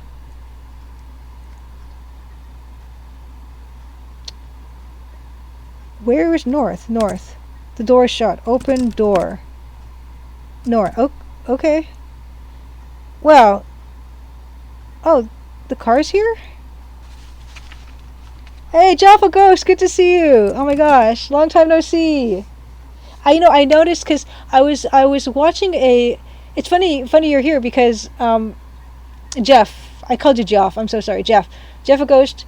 I was watching someone doing a playthrough, a stream of Space Warlord Oregon Trading Simulator, and I saw you in. And I watched it after the fact, but I saw you in the chat for it. I'm like, oh, that's so cool. That I still see you from time to time on Twitter, but seeing you in chat, I thought was really like, oh my gosh, I haven't seen you in ages. If you're looking for simple Let's Plays an adventure game recently, this is true, Daevor. Ooh, Osarium and Arthur Flamington are really impressive. Nice. Good.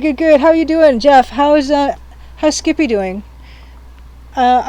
that's someone else I think about because I still will rewatch. I have the bro op that you guys did. No, not you guys, but Skippy did with Ms. Bundafund and I can't remember the third person. It's one of my favorite playthroughs of the Dagger of Amon-Ra, and I watch it. I've watched it multiple times through. Oh, he's at a new shop and doing well. I'm so happy to hear that because I did lose touch. So Skippy Granola is he is someone who used to stream and do YouTube videos, and we actually did a 3-part Hugo Let's Play together. Unfortunately, so I have it on my YouTube channel, but the sound kind of kicks out at about 40 minutes in. And I checked and it's true, unfortunately. So the whole thing is not it's not it doesn't work all the way through. But we both had such a love for those games that we did do a Let's Play together. Oh, good Alan playthrough. Sure, absolutely. Let me just one moment. I will find it. Let me get the playlist. It is fantastic. They've got really good banter. Although at the end of the playlist, there's an issue with one of the videos being skipped. But if you do a Google search, like a YouTube search for it, you will find it. So, let's see. Laura Bow, where is it? This is Baxter. Oh, was Baxter the third? Hold on.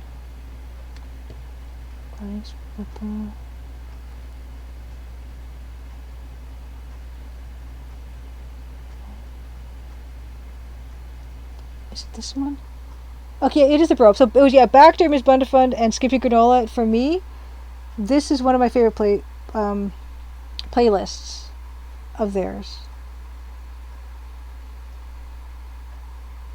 Okay, I've got the link. Chat.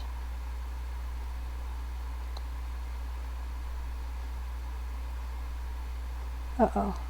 And I also lost all the chat history, which is unfortunate. Hold on.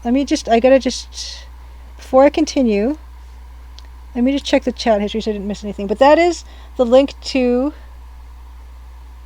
the bro up playthrough of the three of them doing their Dagger of Amon-Ra. One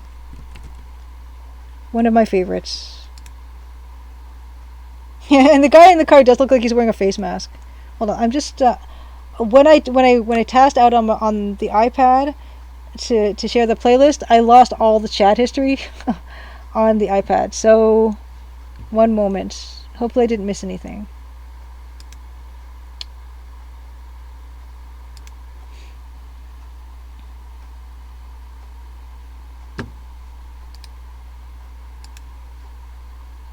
Okay, so yeah. I may have missed a few things because I'm not getting a history of the chat right now loading. Yeah. But yeah, anyway, Jeff, good to see you. I'm really glad to hear Skippy's doing well. Oh, there it is. Okay, no, it did load. Wonderful. Jeff, you've been grad schooling. Nice. Ooh, good. Dragon Quest LPs with Skippy. Love it.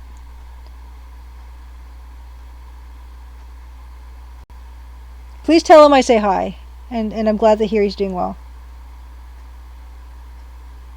Okay, I'm gonna close that up. Okay. Wow, it's 11:20. Holy cow. Okay, so I'll go for another 10 minutes, and then I will spend another incredible amount of time trying to figure out who to raid.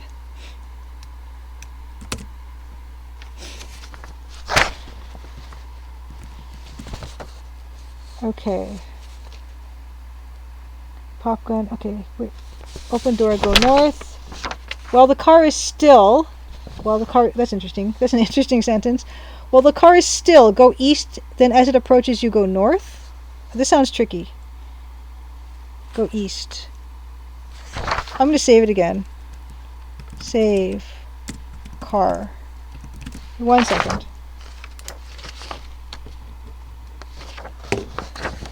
When the car is still, go east. East. As it approaches, go north. Repeat this pattern until the car crashes. What? This is kind of deja vu because on the first day of the game, we saw Jimmy Blandford get into a car accident in a car that looked exactly like this car, which I don't blame them. And that's where we got the roll of film that we've developed. And hopefully we'll get that roll of film today. Well, day 3, not today probably, but day 3, where we can see what film was in the roll that Jimmy Blandford had in his pocket. Wow, talk about waiting for a car. Or do you think the car already crashed?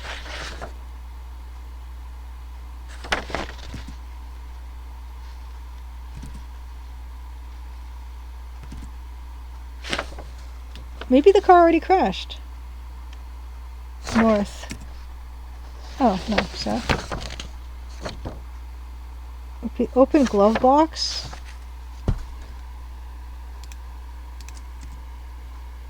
It must be waiting for someone. Okay, so I think it hasn't crashed yet, as far as I can tell. Yeah, go back and forth until the car crashed. Exactly. Okay, so go east. Wait. Wait. Wait. Wait. Really?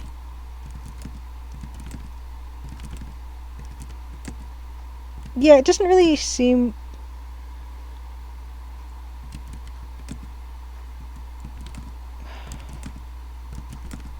Is this right? Did I somehow, even while following a playthrough to the letter, did I mess something up?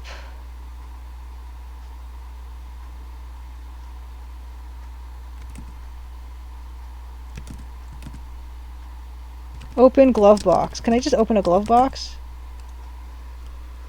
Go in car? I don't know. Go north and open the glove box. Look in the glove box and take the set of keys. Cars still go east as approaches you go north. Look in car? Must be wait. The mystery is quite strong in this game.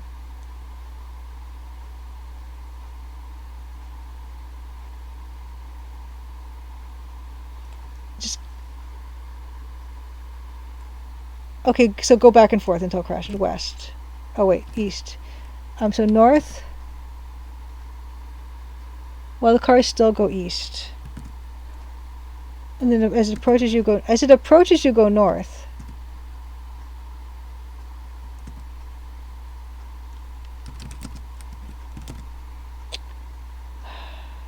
Go east. North. What? I don't even understand the pattern I'm supposed to do here. Okay. Cars still go east. As it approaches you, go north. Repeat this pattern. So that would be north, and then go south, and then west again?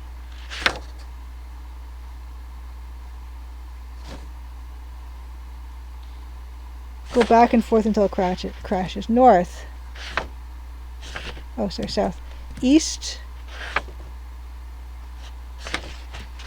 north, south, west. East, north, south, west. I'm scared. Repeat this pattern until the car crashes. Go north. East. It's not approaching.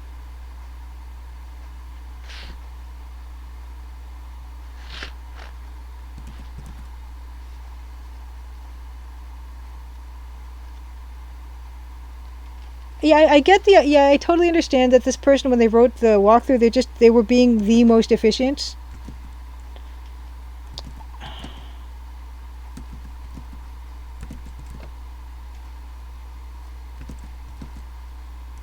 It does like make it be more funny. I don't know, did I lose my window of opportunity? You know what? Let us load an earlier game. At the beginning of day 3, let's load day 3, and let's do that first.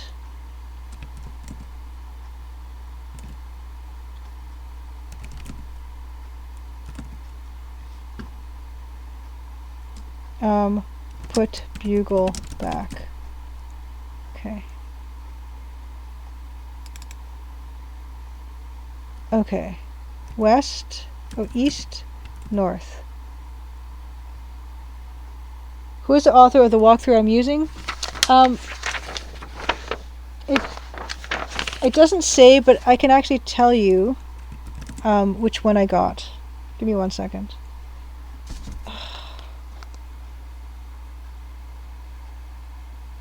I think it was just the first one, but I'll verify that with you. Oh my goodness, Personal Nightmare. Personal Nightmare walkthrough.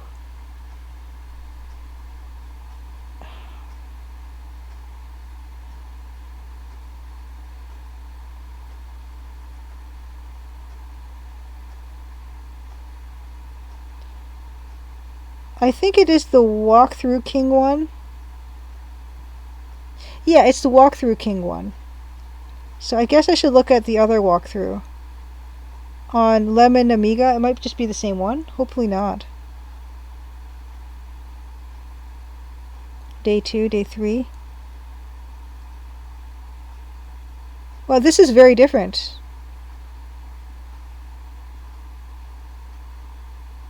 Yeah, I'm looking at that one on my phone right now, and it is very different. Today is very different, but I'll try to do this one then.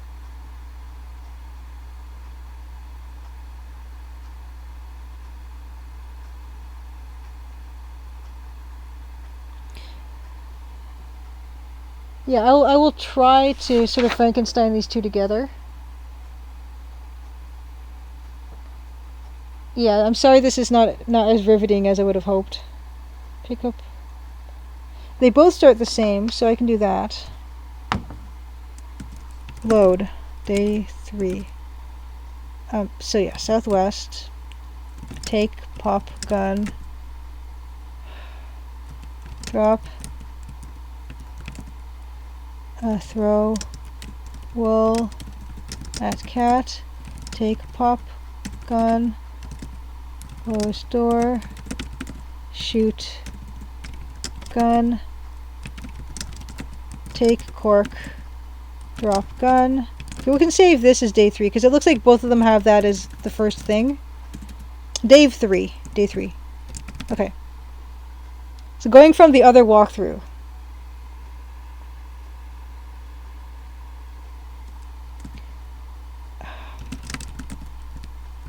This one says I have to go east and clean the bottle. I don't even know if I have a bottle.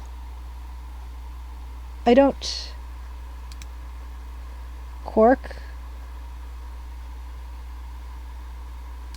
I think I don't have the bottle that they want us to do, so I'm just going to ignore that because I'm sure the walkthrough we were following before will get us there eventually.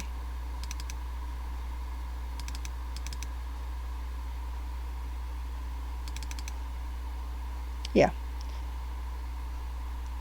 Yes, made it to day 3. Okay, so we can't do that, so we're going to ignore that. So we're supposed to go in here and clean a bottle that we don't have. West, west, down, north, open, north, door. It's not called that. Open side door. Unlock door. Unlock side door. Open side door. North. North. East, east. 1, 2, 3. Oh, I have to open this door. Open door. North. North. Pray. We begin the Lord's Prayer. Tears begin to trickle. Oh, I don't have the thing I need. I don't have a bottle. Sorry, I did that for no reason.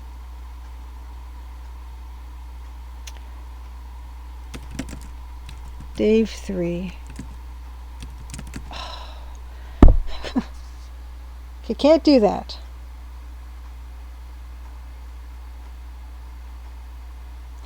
can't do that.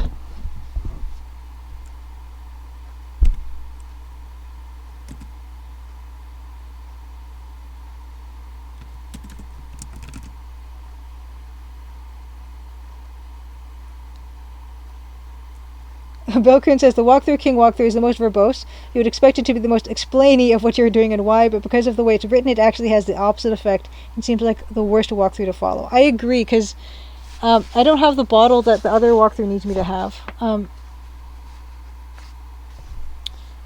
But I'm going to try to kind of, like I said, put these together in a way that lets me...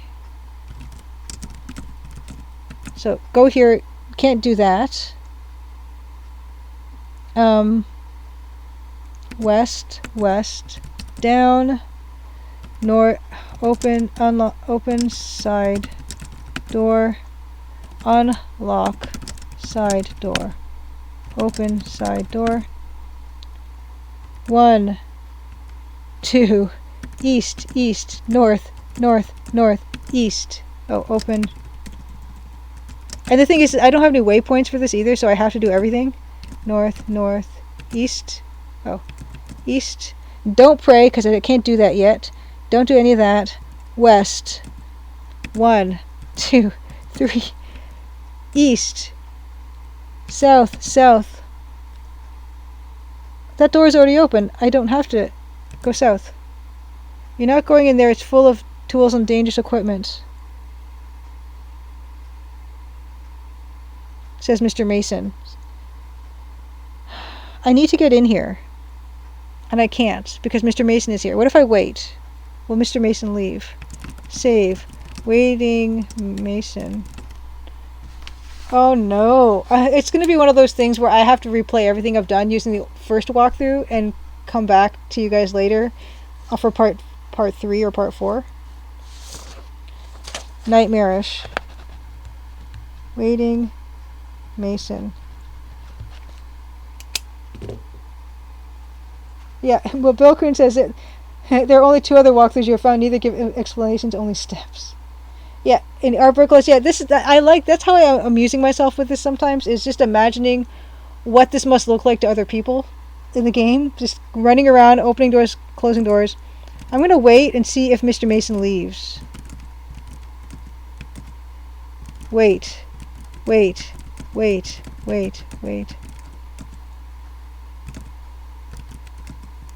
Mr. Mason, leave your place of business so I can get the spanner that I need. Yeah, I think that...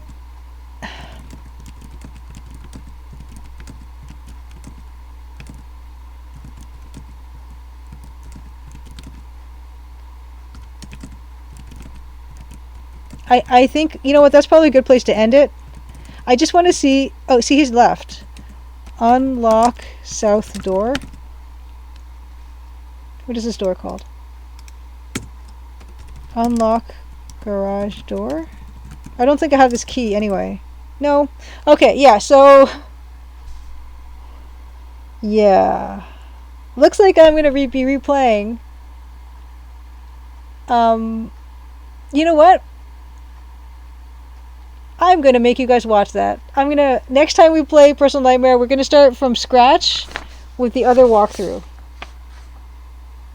Because I can't... You know what? What I'll do is on my own time, I will try to make the car move outside the pub. I'm going to try to make the taxi crash. By running around in circles, I'm going to try to make the taxi crash on my own time. If I cannot achieve that, I'm going to make you guys watch me play through the whole game again, up to this point, with the other walkthrough. So look forward to that, I guess.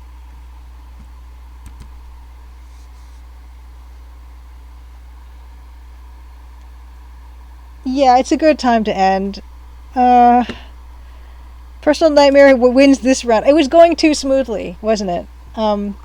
It's not a real Let's Play experience unless at least one time someone's forgotten to press the record button, or you have to restart again because something has somehow gone missing, or it crashes, or you've forgotten something. So that's par for the course.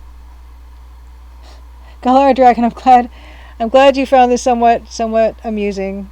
It's almost more. It can be more amusing to people or interesting when things don't go right. But yeah,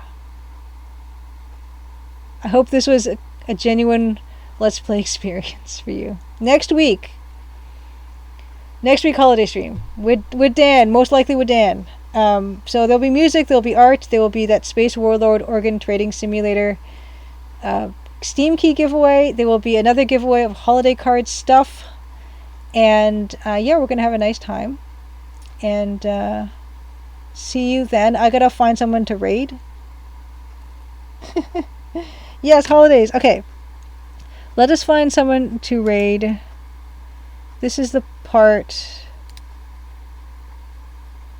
Let's quit out of Personal Nightmare. Let's quit out of my music. Actually, let's play the music because we're going to need some music to think along to. And I got to turn back on my music. Desktop audio. Okay. Let's find somebody to raid.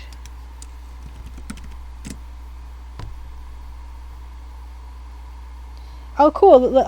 Yeah, I don't know if I saw when Lazy Game Reviews and Pushing Up Roses LP'd The Last Half of Darkness Part 3. I feel like I watched some of that at least. Mousemas has someone playing Rusty Lake Hotel or someone playing Nancy Drew. The Crimson Diamond. So the first thing, of course, we look for is the Crimson Diamond. Or the Crimson Diamond Chapter 1. Nope. Next thing we look for is... yes, Bilkin, have a wonderful night. Thanks for staying around and hanging out, as always. And yeah, I would love to see if you did a blog post about your computer reset loot. We can look for Space Warlord Organ Trading Simulator. In fact. No one is playing. I mean, there were people playing it, but no one is playing it right now.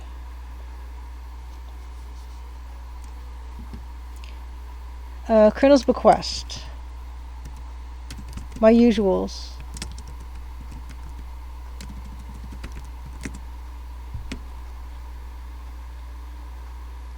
No one currently streaming that. Who else do we have? Lamplight City. These are the usual things I try. You know, you never know. No, unfortunately not.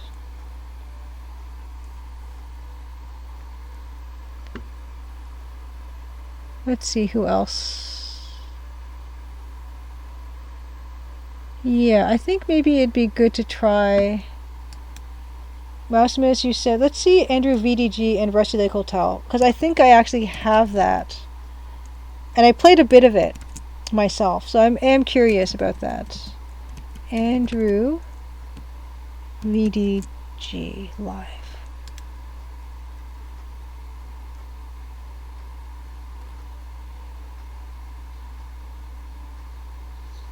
Okay.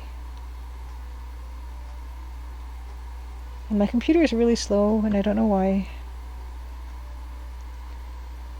Might be the OBS making it slow. Okay, there's just an ad going on right now for me, but yeah, I mean, we'll take a look at Rusty Lake Hotel. It was kind of a cool game. It had like I really like the art, and it looked like kind of like a Wes Anderson kind of illustrations or something.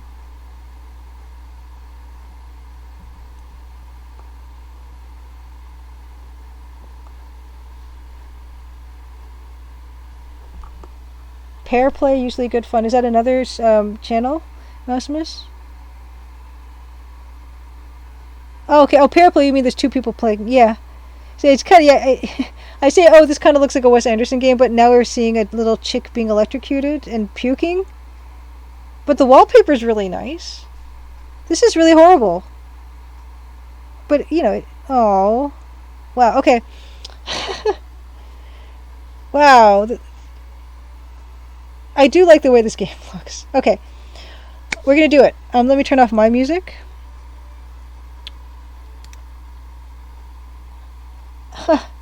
Hellcraft Dragon, thank you for the bit, or the cheer. I don't know what that is. I don't know the lingo. Thank you for the bit. Thank you. I appreciate it. Yeah, so to celebrate me actually finding someone to raid, we're going to do this. This game looks weird. So, we're going to do a raid message. We're going to raid pair play. And the raid, let's just do that first. Raid... Neo Venom. Neo Venom. I was almost going to say N30V3 Nom again. Neo Venom, thank you for coming. It was really good to see you. Yeah, thanks for hanging out with us and spending time. Andrew. I hope to see you maybe next week with Dan. If you've not seen a Dan stream, he's really good. He's a really great musician.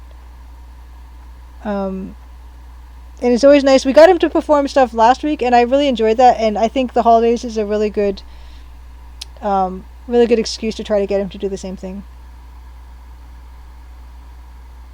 Okay, we're gonna raid Andrew VDG. Our raid message, yes, Maximus, thank you for coming. Take care. Our raid message is gonna be Crimson Adventure Mystery Adventure Tour. Crimson Mystery Adventure Tour. Woo. Rating.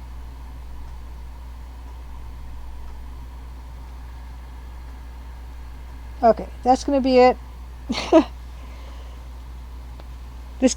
think this game looks really cool. That'll be that. I think